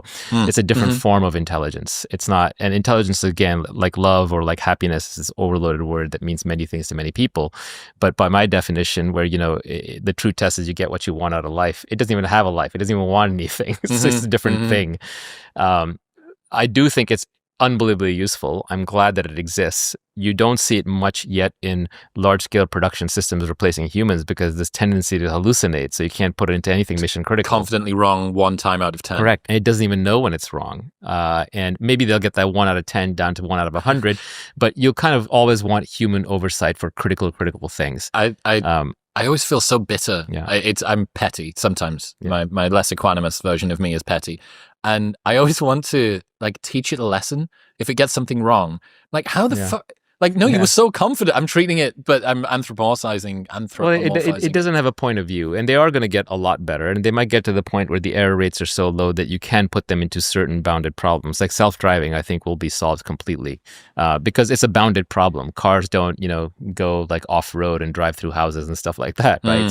Because and same way, like certain kinds of coding, the creative side of coding, I think doesn't go away. I think if anything, programmers get even more leverage and more powerful, and rather than computing replacing programmers use AI to replace everybody else. On Tesla versus Waymo, would you bet on software or hardware for self-driving? Yeah, so I think Tesla's in the stronger, longer-term position, but it's hard to argue with what's working right now, and Waymo is working right now, so I would not underestimate them, because there's a learning curve that you go through when you actually deploy something, and Waymo is way ahead in that regard, but Tesla's camera-only approach, if it works, is a superior. It's much more scalable, and Tesla knows how to print cars, right? They can just mass manufacture cars. But I think they'll both be around. They'll both be fine. It's everybody else who doesn't have a self-driving vehicle that's screwed. You mentioned kids there, and you had a tweet that said, "I'm not convinced that declining fertility needs to be proactively fought." I forgot that one. You're going to have to... I dug deep. Why? Well, I mean, think back, like, what was it, 30 years ago, 20 years ago, everybody was saying overpopulation of the earth is going to be a problem, Malthusian ending, we're going to have too many people, and now all of a sudden we're going to have too few people. So part of it is just the doomerism meme is always alive and well, right? It just gets repackaged. Yeah, we're running out of oil. We have too much oil, right? You know, it's like the world is cooling, the world is warming. Like there's always something to scream about the world is ending. There's no progress in technology. AI is going to blow up the world, right? So people tend to overdo in both directions. Now, what is the actual fertility problem, right? Well, people are having less kids. Are they having less kids because there's a disease? Was there a virus? Did they lose their fertility? Is it microplastics in the testicles, right?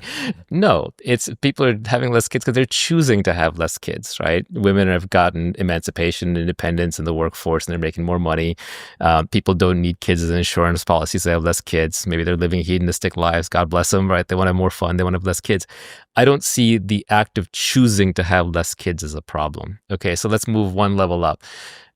It's because of the retirees. It's because a large percentage of the population is essentially retiring at the guaranteed age of 65 or 70, thanks to Social Security. And so they need other people to pay for it. They need more workers in the workforce. And if the workforce is shrinking, then you have a small number of people exactly who are supporting a large number of retirees. And in democracies, you can't take pensions away. The voters vote you out. So this slowly strangled the economy. So what do? Then you have a bunch of immigration, and then the whole culture changes. You end up in a low trust society, and people start fighting over limited resources, and how do you control which immigrants come in? How do you make sure that they're good taxpayers after they're in, and so on? So you end up with in kind of this trap where the low fertility rate is upstream of the downstream problems that are cultural and societal. But I'm not sure that you're going to solve that by making people have more kids. How are you going to meme them into having more kids? And I'm not even sure it's necessarily a problem, because keep in mind, you have more resources now. You have less of a burden. Now, there's a flip side where every kid is a lottery ticket and an invention. So there's some benefit to having more kids, but you can't force it. I think it'll work itself out, right? The Scott Adams has this great law, which is called the Adams law of slow-moving disasters. Okay. When disasters are very slow-moving, like peak oil or global warming or population collapse, and everyone can kind of see them coming, economics and society as a force solve them, because enough individual people has incentives to go solve them. So I don't know exactly how it gets solved, but I think it could get solved in various ways.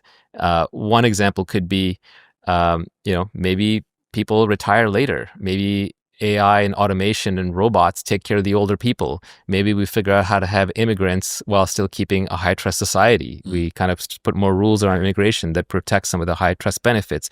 Maybe we outsource more things. Maybe we just, have more land and housing to go around. Believe me, if we were having too many kids, everyone would be complaining about how there's no housing and there's no land, right? So they'll always find something to care about. So I just don't view this as like a thing that any individual or government action is going to solve. I think economics and incentives over time will solve it. And I'm not even convinced it's like that big of a problem. Is there anything that you do think is a sufficient? It may be self-correcting too, which is that if there are too few kids in society, and the returns to having kids literally might just go up. It might just be easier to have the incentive to now have a child because there's so few around. They're going to get the best job. They're going to have most opportunity. The best resources. Like everyone's happy. I suppose if you could come at it from a pain side, which is you look at all of the other people around who don't have kids. Let's say that pensions completely drop off, and the only way that old people are able to survive is if their children pay them some sort of stipend, like reverse, send money back up the generations. And you go, okay, well, that's a pretty fucking good incentive. That's a good incentive. I also think that people have been memed into thinking that kids make your life worse, and that's a pretty bad. What's your experience been? Kids make your life better in every possible way. If you want an automatic built-in meaning to life, have kids. And I think there are these bad psych studies, like most psych studies, unfortunately, that say that people are unhappy when they have kids. Yeah, it's because you're catching them in the middle of changing a diaper and you're saying, like, are you glad you had kids or not? Or they don't even say that. They say, are you happy or not? And they say, no, I'm not happy right now. But what they don't realize is that person has found something more important than being happy in the moment. They found meaning, and the meaning comes from kids. And if you ask parents, do you regret having kids? I think it would be 99-1 against, it would be, no, I don't regret having kids. I love having kids. I'm so glad I had kids. It's incredibly rare to meet a parent that regretted having children. It's pretty good odds. It's extremely good odds. And I think I think a lot of people get late into life, and then they can't admit that they didn't want kids, that they should have had kids. It's kind of late in the game. But a lot of times you see everybody who has a pet, right? And they're pushing them around in a stroller, right? What is that? That's a sublimated desire for children. Yeah, Malcolm Collins says that having a pet is to children as using porn is to sex. He basically thinks that it's sort of a surrogate. It's definitely in that direction. Yeah. And I don't have. I like pets. I like animals. But I don't like the idea of like neutering or spaying something and then keeping it as a prisoner in the house and having to train it. It's just, I don't want to be responsible for that. Given that you've been thinking more about child rearing kids, what do you hope that your kids learn from their childhood? They should just be happy and do what they want. I don't have particular goals in mind for them. I think that's another route to unhappiness. That's different though, right? Than learn versus goals. It's not necessarily what do they want. What do you want them to want out of life? Like, what is it that you had that idea around? Your number one job as a parent is to provide unconditional love to your kids. That's it. Yeah, that's it. Right. So I can be loved, or I am loved unconditionally. Is that one of the things? I want my kids to feel unconditionally loved, and I want them to have high self-esteem. As a consequence of that. But I don't get to choose any.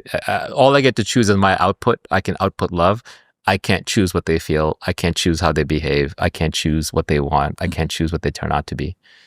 And downstream from that, there should be freedom. There should be a degree of freedom that comes from the self-esteem, that comes from the unconditionality. Yeah, they should make their own mistakes and learn their own lessons and have their own desires and fulfill them as is appropriate. Like any parent, I wouldn't want them to be hurt. I wouldn't want them to be unhappy, but I cannot control these things. You replied to my friend Rob Henderson. He was talking about how kids fall asleep more quickly when they're being carried. And you said, cry it out and co-sleeping is dangerous. What's IYI science? IYI is Nassim Taleb. He talks about intellectual yet idiot. These are people who are overeducated and they deny like basic common sense. Okay.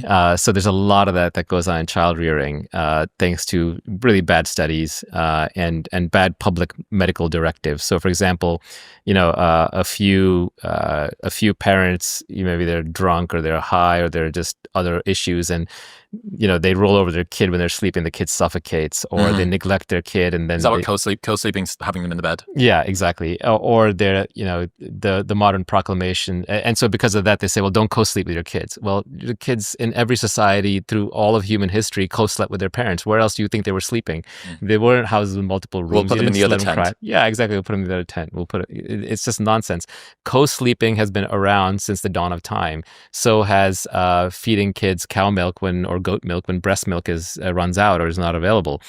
Yet we're told formula, made with soy and corn syrup, which was invented recently, is somehow better than cow milk, and cow milk can be dangerous for your kids, and co-sleeping is dangerous for your kids, and cry it out is the right answer. All of that is nonsense. I mean, it's very clear that we raise children throughout human history without these interventions. And to me, the idea that like you're going to let your kid cry it out, I get why that's done for practical reasons, so that you can get some sleep and you can go to work in the morning. But the reality is, when you let the kid cry it out, you're letting the kid bawl until it finally gives up. I mean, a kid left by itself to cry it out in the wild is gonna get eaten, right? It's gonna get eaten by a tiger. So this kid is starting off on the wrong foundation. The one I mentioned earlier about the idea that babies don't feel pain, like that's ludicrous, right? I've never heard that before. Yeah. That's such a wild idea. idea. I'm not saying that's 100% true. I read it on... Poke a child in the cheek quite hard and see if it doesn't feel That's in the category of I read it on Twitter, and I did one level confirmation on it, but it's so ludicrous that I should probably do 2 or 3 level confirmations on it before I talk about it. But there are definitely some people who believe that. There are enough that it was a thing in certain circles for a while. But I think we just go through these... these IYI beliefs, these intellectual idiot beliefs, come from people who take a little bit of knowledge and extrapolate it too far. They think we know more than we know due to recent scientific studies, and these are junk science. These are low-power studies on, on very certain contexts that then get over-applied. Behavioral psych is very guilty of this, but it's true across a lot of science. So even with science, you have to be skeptical. You have to look very carefully at, does it apply in the right context or not? Does it come from good sources? Did they run enough high-powered studies that are widely accepted? And there are a whole bunch of things you're just not supposed to talk about. You're not supposed to say, like, you don't say, like, you can't say anything negative about vaccines because, God forbid, what if they don't get the polio vaccine, right? And that's part of the reason why the recent vaccine debate, because we've taken our worship for vaccines too far, because we don't want people to not take non-essential vaccines. So it gets overdone. So the same way, there's this whole SIDS thing, sudden infant death syndrome, right? I was like, no, kids don't suddenly mysteriously die. Like, more likely there was neglect or there was a problem. And then whoever was the caretaker doesn't want to admit to the problem or didn't recognize the problem. But kids don't just spontaneously die in the crib, right? So they talk about swaddling babies. You swaddle babies, basically tie them up, mummify them. So you constrict them so they don't die of SIDS where they roll over and they can't get back. I mean, it's just all this craziness around child raising. It's a real minefield. It's a minefield. And you have these scared parents, they're having a kid for the first time and they open a book and they start reading how to raise children. And I would argue that your natural instincts on what to do with your child are actually pretty good. It's funny, when my wife and I had our first baby, I remember, at the hospital, sorry, the first one was a natural birth, at the birthing center, we went home and it was like, there you go, that's it. And we're like, what do we do? Where's the instruction manual? And you take them home. And then you relax and you realize, actually, instincts are pretty good. If the kid cries, check to see the clean, feed them, all that. It's like your basic instincts are actually very, very good. And kids' instincts are actually very, very good. They know what they want, and they want things for a reason. And they can encourage you to give it to them. Yes. It's usually, children are not deficient adults who can't reason.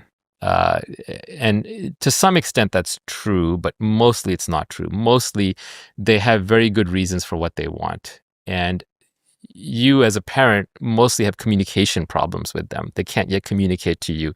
You can't communicate to them. They can't communicate to you. So early on with my kids, I tried to focus on teaching them, basic explanatory theories, as opposed to having them memorize things. It's just the most yeah, the most Naval solution. No, but I'll give you a very simple example. Right. Okay. So this is Twitter. Yeah. And exactly, this is the how to get rich without getting lucky thread. Right. So the first one. Well, a simple one is, how does knowledge get created? If you follow the critical rationalism David Deutsch philosophy, then it's by guessing and then by testing your guesses. So whenever they ask me something like, well, why do you think that is? Well, how would we figure out if that's true, right? So that's a basic game you can play. Involving them.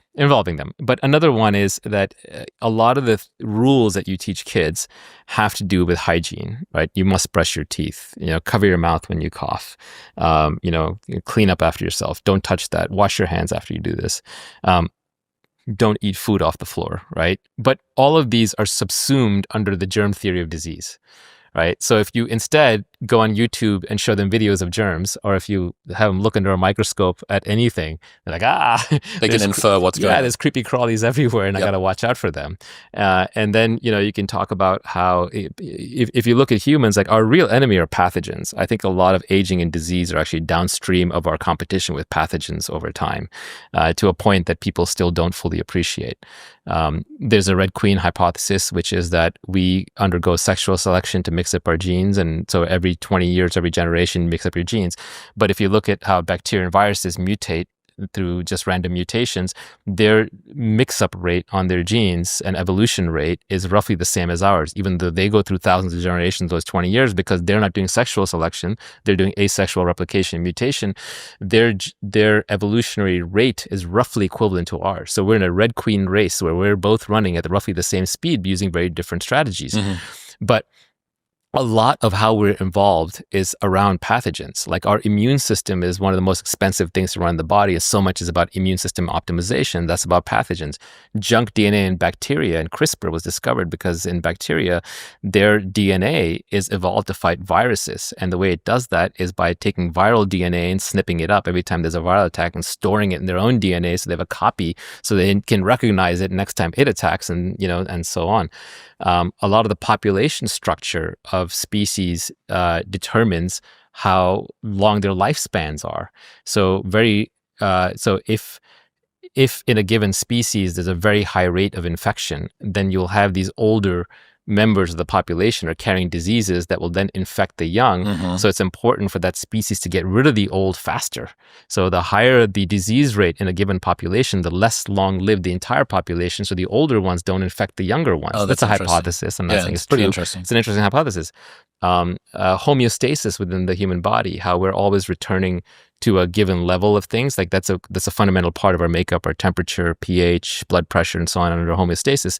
But if you engage in any kind of signaling, like you take a peptide, for example, that's a signaling molecule, you take a hormone externally, the body will counteract it. You take testosterone, the body will counteract, will downregulate its own production very fast. And the body releases its own hormones in pulses rather than steady state. Why is that? Well, that's because bacteria and viruses can infect your body and trick your body. They can take it over. Like toxoplasmosis does this, rabies does this. They take over macroscopic structural bodies. And small bacteria and viruses would hack our bodies and literally take them over if we didn't have defense mechanisms. And one of those defense mechanisms is homeostasis. Anytime you see something getting out of whack, you immediately push back really hard on it because, like, did I just get infected? Is something trying to take me over?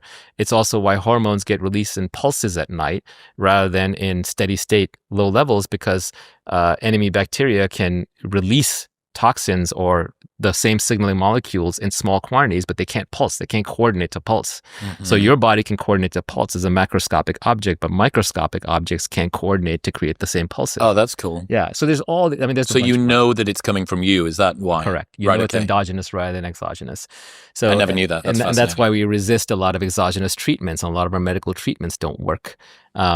Anyway, so there's a bunch more I could go on, but I think that a lot of you see this in cancers where a lot of bacteria show up. Like the Epstein-Barr virus shows up in a lot of cancers, and now it seems like the gut microbiome influences so many things.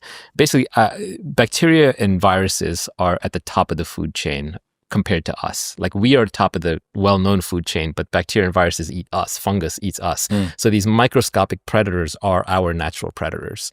And so a lot of aging, societal structure, hygiene, religious strictures against pork, circumcision, all of these things, these are all designed to resist bacteria and viruses. So if you can teach children this philosophy at an early age, you shortcut all the debates. How effective have you been at teaching that philosophy to children? That one, I think I've been pretty effective. I've drilled that one at home. The one I haven't quite gotten around to yet is evolution. Like I'm starting to do little bits of that, like we came from monkeys. What does that mean? Already got them thinking about some of the deeper questions. I did ask my, young son, like, can nothing exist? I thought that was a fun question. So I like to throw a fun question. How old is he now? Like 4-3? No, he's 8. Right. Okay. An 8-year-old and a 6-year-old. So I asked them both, like, can nothing exist? And they had pretty good answers, right? Okay. Another one we played with the other day was like, what is the Matrix? Okay. What is this? What is all this? Mm-hmm. I just find it, and it's entertaining. It's just fun to talk about, right? To talk about these questions with your kids. I'm not saying that one is a good way of child raising. It's not leading to any deeper learning, other than maybe just have them start or continue to question the basic structure of reality and not move past it so quickly. Also to take joy, what's the meta lesson that's being taught there? Dad spends time asking questions to which there are not necessarily an answer because there is something enjoyable in the process of learning and trying to decipher what's happening. Possibly. Also, Dad tries not too hard to teach people things. I don't want to be didactic. He helps them to arrive at it. Yeah, correct. Yeah. Dad is here to help you solve problems when you have problems, and you constantly have problems. So if you come to Dad can help explain to you how he would solve the problem. But most of the time, they don't want that. Most of the time, they just want most of the time they just want me to solve the problem. Right? Okay. Yeah. So sometimes I just have to play it dumb. It's like, why is my Wi-Fi not working on my computer? I'm like, I don't know. Did you click on that thing? Look, you've got like a rebellious sovereign child, sovereign as they may be, but sometimes they still need the dad to step in. So in addition to feeling loved and having high self-esteem, I think the most important trait that would be nice to not rob them of is agency.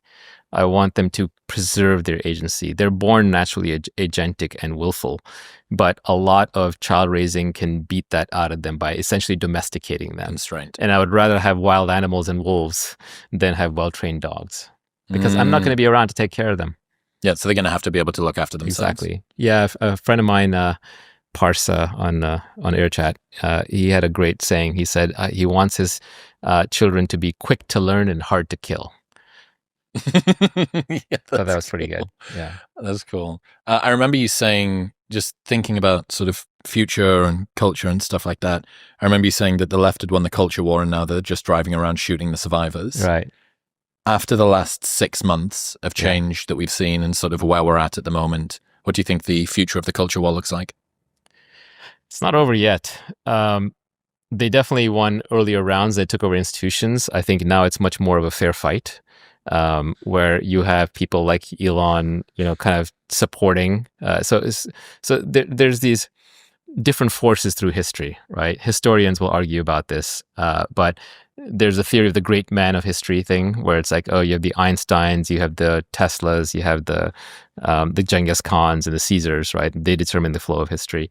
And then there's the other point of view that, no, there are these massive forces at play, demographics and geography and so on. And then the particular great man doesn't matter. They just come and go. Napoleon doesn't matter. They would have been somebody else. The specific names are not important. And because of kind of the leftist turn that our institutions took in the last few decades, they now only subscribe to the great forces theory of history, not the great man theory of history. But I think now we're seeing the two play out, where you're seeing, Trump and Elon and other individuals rising up and saying, no, we resist. Yeah, that's interesting. And I think that, unfortunately, and so the battle between kind of these collectivists and great forces versus individuals, it's as old as humanity itself, and it is fundamental to the species.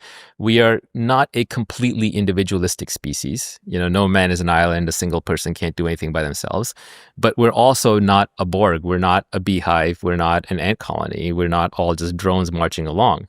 So which is it? We're somewhere in the middle, and the human race is always kind of bouncing between the two. We like strong leaders. We like to be led. We like to coordinate our forces and mass and do things. But at the same time, we're also all individuals and willing to break away and willing to do our own thing. And everyone's always fighting to be a leader, and there's always status games going on. So there's a pendulum that's always swinging back and forth.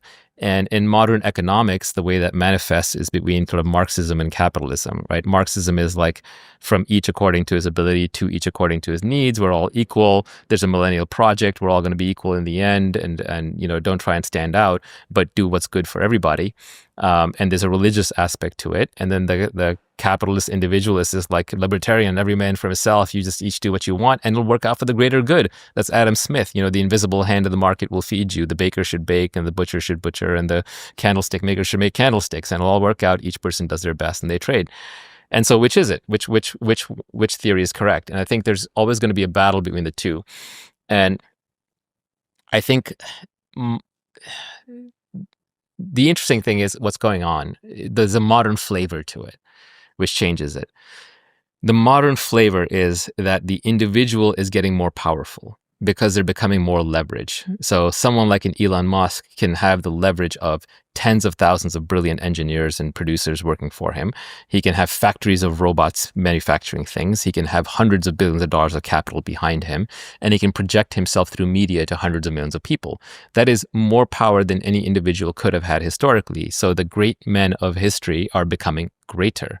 That said, that same leverage is increasing the gap between the haves and have-nots. So in the wealth game, more people are winning overall and the average is going up. But in the status game, there are essentially more losers. There are more invisible men and women who are getting nothing out of life and have no leverage, relatively speaking. Objectively speaking, they might be better off. They still have phones and they still have TVs. And they still not absolutist creatures, Correct. Though. We're relative creatures. Correct. And so to the extent that we're relative creatures, there are more losers than winners.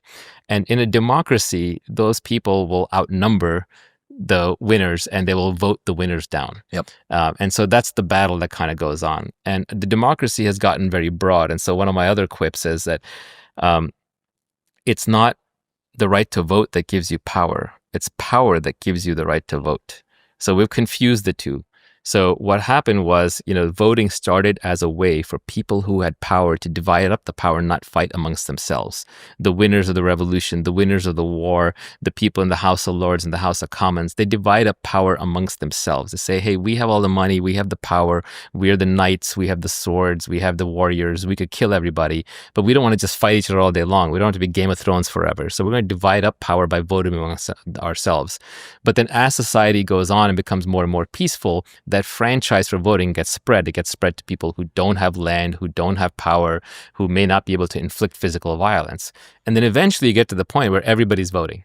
Everybody's voting, and everybody's voting for candy and fairies and, all the free things in life. And then eventually people start voting to oppress each other. The 51% in any domain vote to oppress the 49. It's the tyranny of the majority. But not all of them are willing to back that up with physical power. And so you can end up in a situation where people who don't have physical power are using the institutions of the state to control the people who do have physical power. As a simple example, taking the United States, the people who don't have guns voting to disarm the people that do have guns, right? Well, if the people who do have guns get coordinated and care enough, you can't do that, right? So I think eventually these societal structures are unstable. They break down. And they break down because eventually the people who have the power and say, no, wait a minute, you don't get to vote. You only got to vote because you had power, and now you don't have power and you're somehow trying to vote. All of nature, all of society, all of capitalism, all of human endeavors are underpinned by physical violence. And that is very hard truth to swallow and hard to get away from. Nature is red in tooth and claw. If you don't fight, you don't survive, you don't live, you die. And that's true of everything alive today. And humans are no different. So giving up physical power and then thinking you can exercise political power fails, which is why every communist revolution, which is all about equality and kumbaya and brothers and sisters, end up being run by a bunch of thugs. Because if you don't have a way to divide up the wealth based on merit, then it's always going to be based on power and influence. The thugs with the guns always win in the end. So the question is just, can you keep the thugs and with the guns paid and happy and successful society where you're allocating based on merit? Because if you can't, then you're going to do it based on power. So I do think that this battle is not over, but that's because it never stopped. It's always been there from day one. It will continue. Is it a battle to not care about the news in an age of news saturation? All of this stuff, headlines, 24 hours a day, streamed directly into your consciousness through a device in your pocket. A lot of what we've spoken about today is freedom from having to think about things or care about things that you do not have control over, or that you shouldn't, or that you don't want to.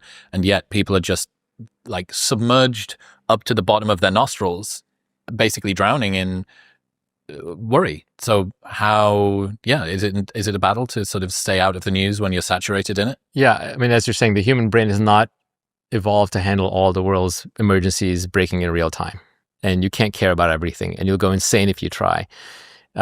Doesn't mean you shouldn't care at all. There's no should. I mean, if you want to care, go ahead and care. I would just say that you're probably better off only caring about things that are local or things that you can affect. So if you really care about something that's in the news, then by all means care about it, but make a difference. Go do something about it, and make sure that it's your overwhelming desire and you don't have 5 other desires at the same time. Also, just realize the consequences of it. You're going to be unhappy until that thing gets fixed, and that thing will often be out of your control. Desire is a contract to be unhappy until you get what you want. But exactly, for the most part, that's something that is in your life. It's like, till I lose the weight, until I get the job. It can be outside too. If it's until the carbon dioxide parts per million are below this particular number, it's like, that's a tough one. Yeah. Or all the people with Trump derangement syndrome, right? He's living rent-free in their heads and driving them insane. And I get it. I mean, there are politicians who have definitely driven me insane as well. But it comes at a very high cost. And it's something that is out of your control that you cannot really influence. So it's probably good to at least be conscious of it. You mentioned historians before. One of my friends has a question, his equivalent of Peter Thiel's question of what is it that you believe that most people would disagree with? His is, what do you think is currently ignored by the media but will be studied by historians? You're asking me that question right now? What do I think is ignored by the media but will be studied by historians? Well, I mean, the media is only focused on very timely things, right? So it depends if you want to talk about timely or timeless, right? But as a simple example, if I just look at things that maybe the next 5 or 10 years that are going to make a massive difference that people are not focused enough on, and I think within 2 years this will be obvious. So like I'm making a prediction, and predictions are tough. But you're going to have to eat it in a few years. Yeah, I'm going to have to eat this in a few years. So I'm probably wrong. But 2 things that I pay attention to that I don't think a lot of people do pay attention to. Well, there's a couple. One is, I think, just how bad modern medicine is. I think people just put a lot more faith in modern medicine than is warranted. Like our best ideas for a lot of things are surgery, just cutting things out, right? Treating things that are extraneous, like, oh, you don't really need a gallbladder, you don't really need an appendix, or you don't really need tonsils. Oh, that's false. Surplus requirement. Human body is very, very efficient. All those things are needed. So I think the state of modern medicine is still pretty bad. We don't have many good explanatory theories in biology. We have germ theory of disease. We have evolution, we have cell theory, we have DNA, genetics, morphogenesis, embryogenesis, and not much else. There's not much else. Everything else is rules of thumb, memorization. A affects B because affects C affects D, but we don't understand the underlying explanation. It's all just words pointing to words pointing to words. So biology is still in a very sorry state, and because we are not allowed to take risk that might kill people, we just don't experiment enough in biology. So a lot of treatments are just outright banned by large regulatory bodies. So we just don't have the innovation. So I think we're still in the Stone Age when it comes to biology, and we got a long ways to go. And I think people will look back aghast at this. And I think this is Brian Johnson's point. He's like, let's be more extreme. Let's try to live forever. Experimental. Let's be more experimental. And I'll start as N of 1 and start experimenting on myself. And but even there, I disagree with Brian on many things, like, taking huge amounts of supplements. I think we just don't know supplements outside of their natural context, like just eat liver, man, right? But it's fine, and I wouldn't be vegan either. But I really appreciate that he's experimenting. He's good-natured about it. He shares everything. So we need more people like that. So I think the state of biology, people will look back and say, wow, that was in the dark ages. I think another thing that we'll look back on is I think we still continue to underestimate how important drones are going to be in warfare. The future of all warfare is drones. There will be nothing else on the battlefield, because I think of the end state of drones as autonomous bullets, not even guided, autonomous, like they're self-directed. And so if that's the future we're headed towards, and it is dystopian. Why would you have an armed force? There's going to be there's going to be no aircraft carriers. There's going to be no tanks. There's going to be no infantrymen. There's just going to be autonomous bullets. By autonomous bullets against your autonomous bullets, whichever ones win, the other side just surrenders because it's over. I think that's the second piece of it. I think a third piece that is going to be kind of unexpected is the GLP-1s, which I know you and I privately discussed before. I think these are the most breakthrough drugs since antibiotics. They're probably more important than statins. They're sort of miracle drugs. They seem to, there are downsides, but the downside and side effects are so minor compared to the upsides beyond just weight loss. They also seem to be addiction breakers. They seem to lower many kinds of cancer. They almost metabolically reverse aging up to a certain point. And I think they're going to bend the curve on healthcare costs. And the big question people are going to be asking over the next 5 years is, why are Americans paying thousands of dollars a month for this when people overseas are getting them for free, or I can order them from China for free or whatever. And maybe like if I were Bernie Sanders, the platform I would be running on is I would say, okay, we're going to pay, hundreds of billions of dollars to Novo and Eli Lilly, and we're just going to make these free. Or there's hundreds of analogs of these things that work. These are not going to be, limited to just the few that are being used today. Just take one of them or two of them and make them free. And I think it'll make a big difference. And as you and I were discussing earlier, this does bend a lot of people out of shape who got there the old-fashioned way, and they want to see obesity as a moral failing on people's parts, and it lowers their status if they are suddenly no longer the signal is less of a signal. Yeah, correct. Absolutely. Yeah, so they're incented to say, well, you don't know the downsides. It's irresponsible to suggest it's going to cause cancer. Have fun losing bone and muscle mass. By the way, none of that stuff is really true. The cancer stuff is actually beneficial on. I know people who are now taking these things for anti-aging reasons. They're already fit, but they just want to age better and have a stronger insulin metabolism. And there's evidence now these things are, they put off dementia, Alzheimer's, colon cancer. It's insane. Cardiovascular disease, like the list of benefits is insane. There's no free lunch, but this is a class of drugs that prevents you from taking other drugs into your body. It prevents you from taking, too much sugar, too many calories in an era of abundance, prevents you from smoking, prevents you from even, there's an organization called Casper that is now doing a study on heroin addictions, and they're showing that this can lower opioid overdoses and heroin addiction. So there's a lot of overwhelming medical evidence coming out. And I think, I don't know the exact number, but I think something like 10% of the population might now have tried these things. I think that's the number that it's as well. Yeah, it's massive. So I think it's about 50% of the population say that they would like to try it. Exactly. So I think the body positivity movement is dead, and we always kind of knew it was a scam. It's dying very, very quickly. Yeah, I quipped like you can never be too rich, too thin, or too clean, right? And immediately, like a whole bunch of people went nonlinear my mentions, like, what do you mean too thin? And what about the hygiene hypothesis? And obviously there's always exceptions, but people want to be thin and fit, and people want to be clean. Back to the pathogen discussion that we had.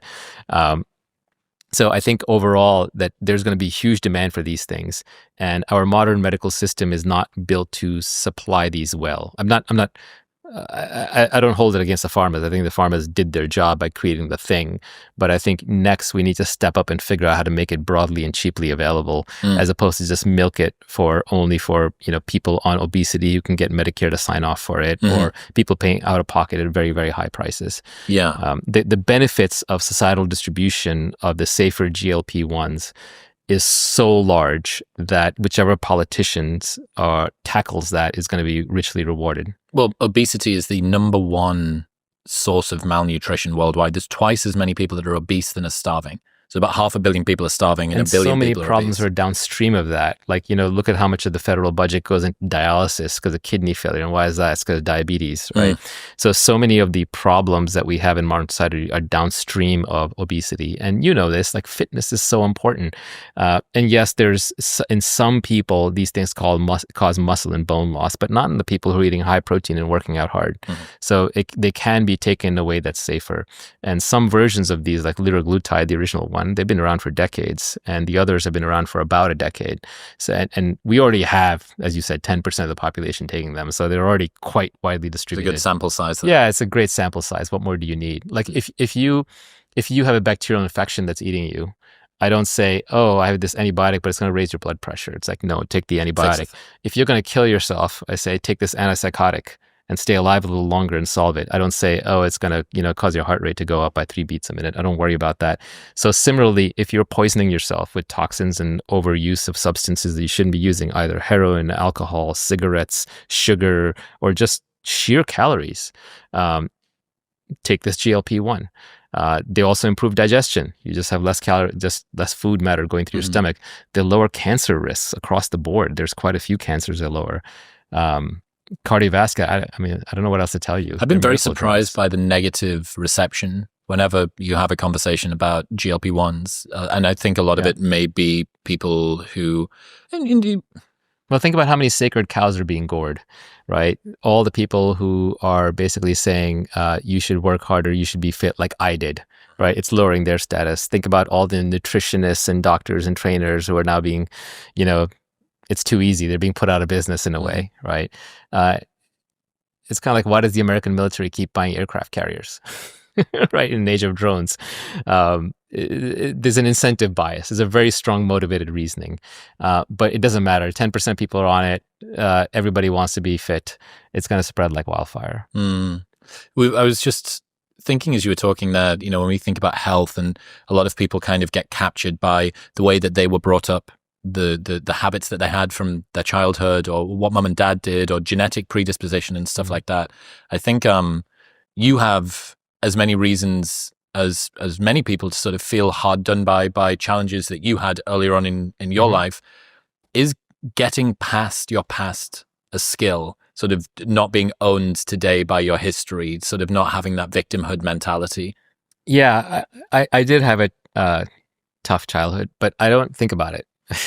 I think there are a couple of things going on there. One is I did process it quite a bit. I thought about it, but I thought about it to get rid of it. I didn't think about it to dwell on it or to indulge. I wanted to be successful. I wanted more than anything else to rise past that. And so I couldn't have that as a burden on me. So I had to get rid of it. So to the extent that I dealt with it, it was for the express purpose of getting rid of it, not to create an identity or story or to reflect upon it or to say, look at me, look at what I've accomplished and look how great I am and what I've done. So I got rid of it. And I think at some point you wrestle with that thing and then you just realize like you're never going to untangle the whole thing. It's a Gordian knot problem. Like Alexander, found that tangled knot in India and it said, oh, the famous conqueror will come and will untie this knot. Nobody else can untie the knot. And he took one look at it, pulled out his sword and just cut it. So at some point you just have to cut your past. If your past is bothering you, you will eventually get tired of trying to untangle that knot, and you will just drop it because you will realize life is short. And the more you want to accomplish in this life, actually, the less time you have to unravel that thing. So I just wanted to actually get things done, so I had no time to deal with it, so I just cut it. It's like a really bad relationship, but in this case, it's a bad relationship with your own history, so you just drop it. Yeah, I think, so much of what we've spoken about today is on the shortness of life and the fact that every moment is precious. You had to take about the most fundamental resource in your life is not time, it's attention. That's right. I used to think, the currency of life, right? People think it's money. And yes, money is important, and it does let you trade certain things for time, but it doesn't really buy your time. Ask Warren Buffett how much time money can buy you, or Michael Bloomberg. They're, rich as Scrooge and Croesus, but they can't buy more time, right? Brian Johnson notwithstanding. So you can't trade money for time. Money is not the real currency of life. And time itself doesn't even mean that much, because as we talked about before, a lot of time can be wasted because you're not really present for it. You're not paying attention. So the real currency of life is attention. It's what you choose to pay attention to, and what you do about it. And so back to the point about the news media, you can put your attention on the news, but that's how you're spending the real currency of life. So just be aware of that. If you want to, that's fine. There's no right or wrong here. Like, maybe it is your destiny to pick something in the news, learn about that problem, adopt that problem, and solve it. But just be careful, because your attention is the only thing that you have. And that can also be captured by your own past. Yes, you can fritter it away on anything you like. Is there an advantage to starting out as a loser? Absolutely, yeah. Yeah, because if you're a loser, then you'll want to be a winner, and then you'll develop all the characteristics that'll help you be a, quote unquote winner in life. That said, I wouldn't sentence my kids to it. Like, I don't think you can artificially do that. It's sort of like, imagine that you were, 300 years ago, you're born a serf, and then somehow you manage to escape off the farm and you become a landowner, and then eventually you become minor nobility and aristocrat. Are you going to put your kids back on the farm and say you're going to be a serf again? I know they all like those stories. The kids themselves like those stories, because it says, I came from the school of hard knocks. My dad made me go shovel hay for a summer. It's not real. I mean, you're not going to trick them. I think all you can do is kind of cultivate an appreciation and gratitude for what you have. And the only way to do that is just evidence it yourself, right? Just show yourself how you spend money, how you respect it, what you do with it, how you take care of people, who you're responsible for. And the more resources you have, the greater the tribe you can take care of, the more of the tribe you can take care of. So when you have no resources, you're struggling to take care of yourself. And at that point, it's good to be selfish, because you can't save somebody else if you can't even save yourself. Yes. So you take care of yourself and you become the best version of yourself. But there are too many men who are able, fit, and have some money, who are doing nothing with their lives. They're just sitting at home doing nothing, just indulging in themselves. Maybe they go on dates and they get DoorDash. Like, I have no respect for that. I think there's nothing worse in society than a lazy man, because he's sort of leaving it all on the table. He's leaving his potential on the table. It's bad for him. So the next thing you do is you go and you have a family, and you take care of your family, you take care of that tribe. Then you take care of your extended family, you take care of your cousins, brothers, uncles, grandmothers, aunts, sisters, everybody that you can. And then if you have more resources beyond that, then you go take care of your local tribe, you take care of your people. You start trying to do some good for the world. And if you have more resources than that, you go take care of an even bigger tribe. And that's how you earn both respect and self-confidence, and you live up to your potential. So the more you have, the more is rightfully expected of you. And I think it's a good compact with society when highly capable people express and flex that capability by giving more and more, and by doing more and more. And society rewards them with the one thing they can't get otherwise, which is status, right? So society should give you status in exchange for it. They should say, okay, you did a good job. You took care of more people than just yourself and just the people immediately around you. And that's what an alpha male to me is. An alpha male is not the one who gets to eat first. The alpha male eats last. The alpha male feeds everybody else first and then gets to eat last. And they do that out of their own self-respect and pride. And the society rewards them by calling them an alpha and giving them status. I wonder whether some of the pushback that we've got against rich, wealthy, powerful people is disincentivizing. It is. Like, who was it, Zuck, who donated money to Zuckerberg General's Hospital, and they wanted to pull his name off of it.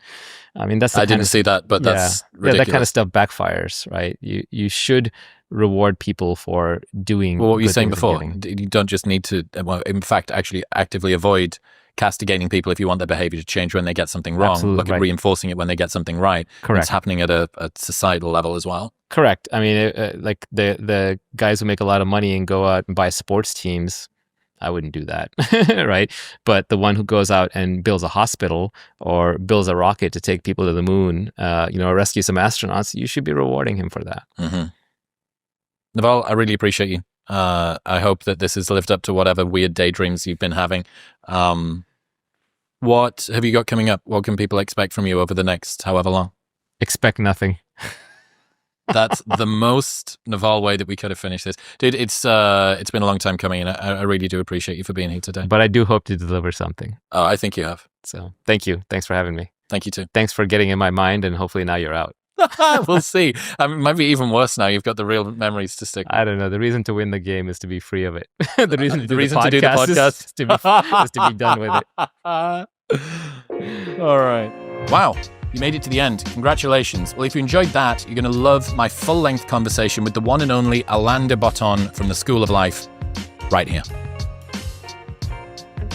Go on. Press it.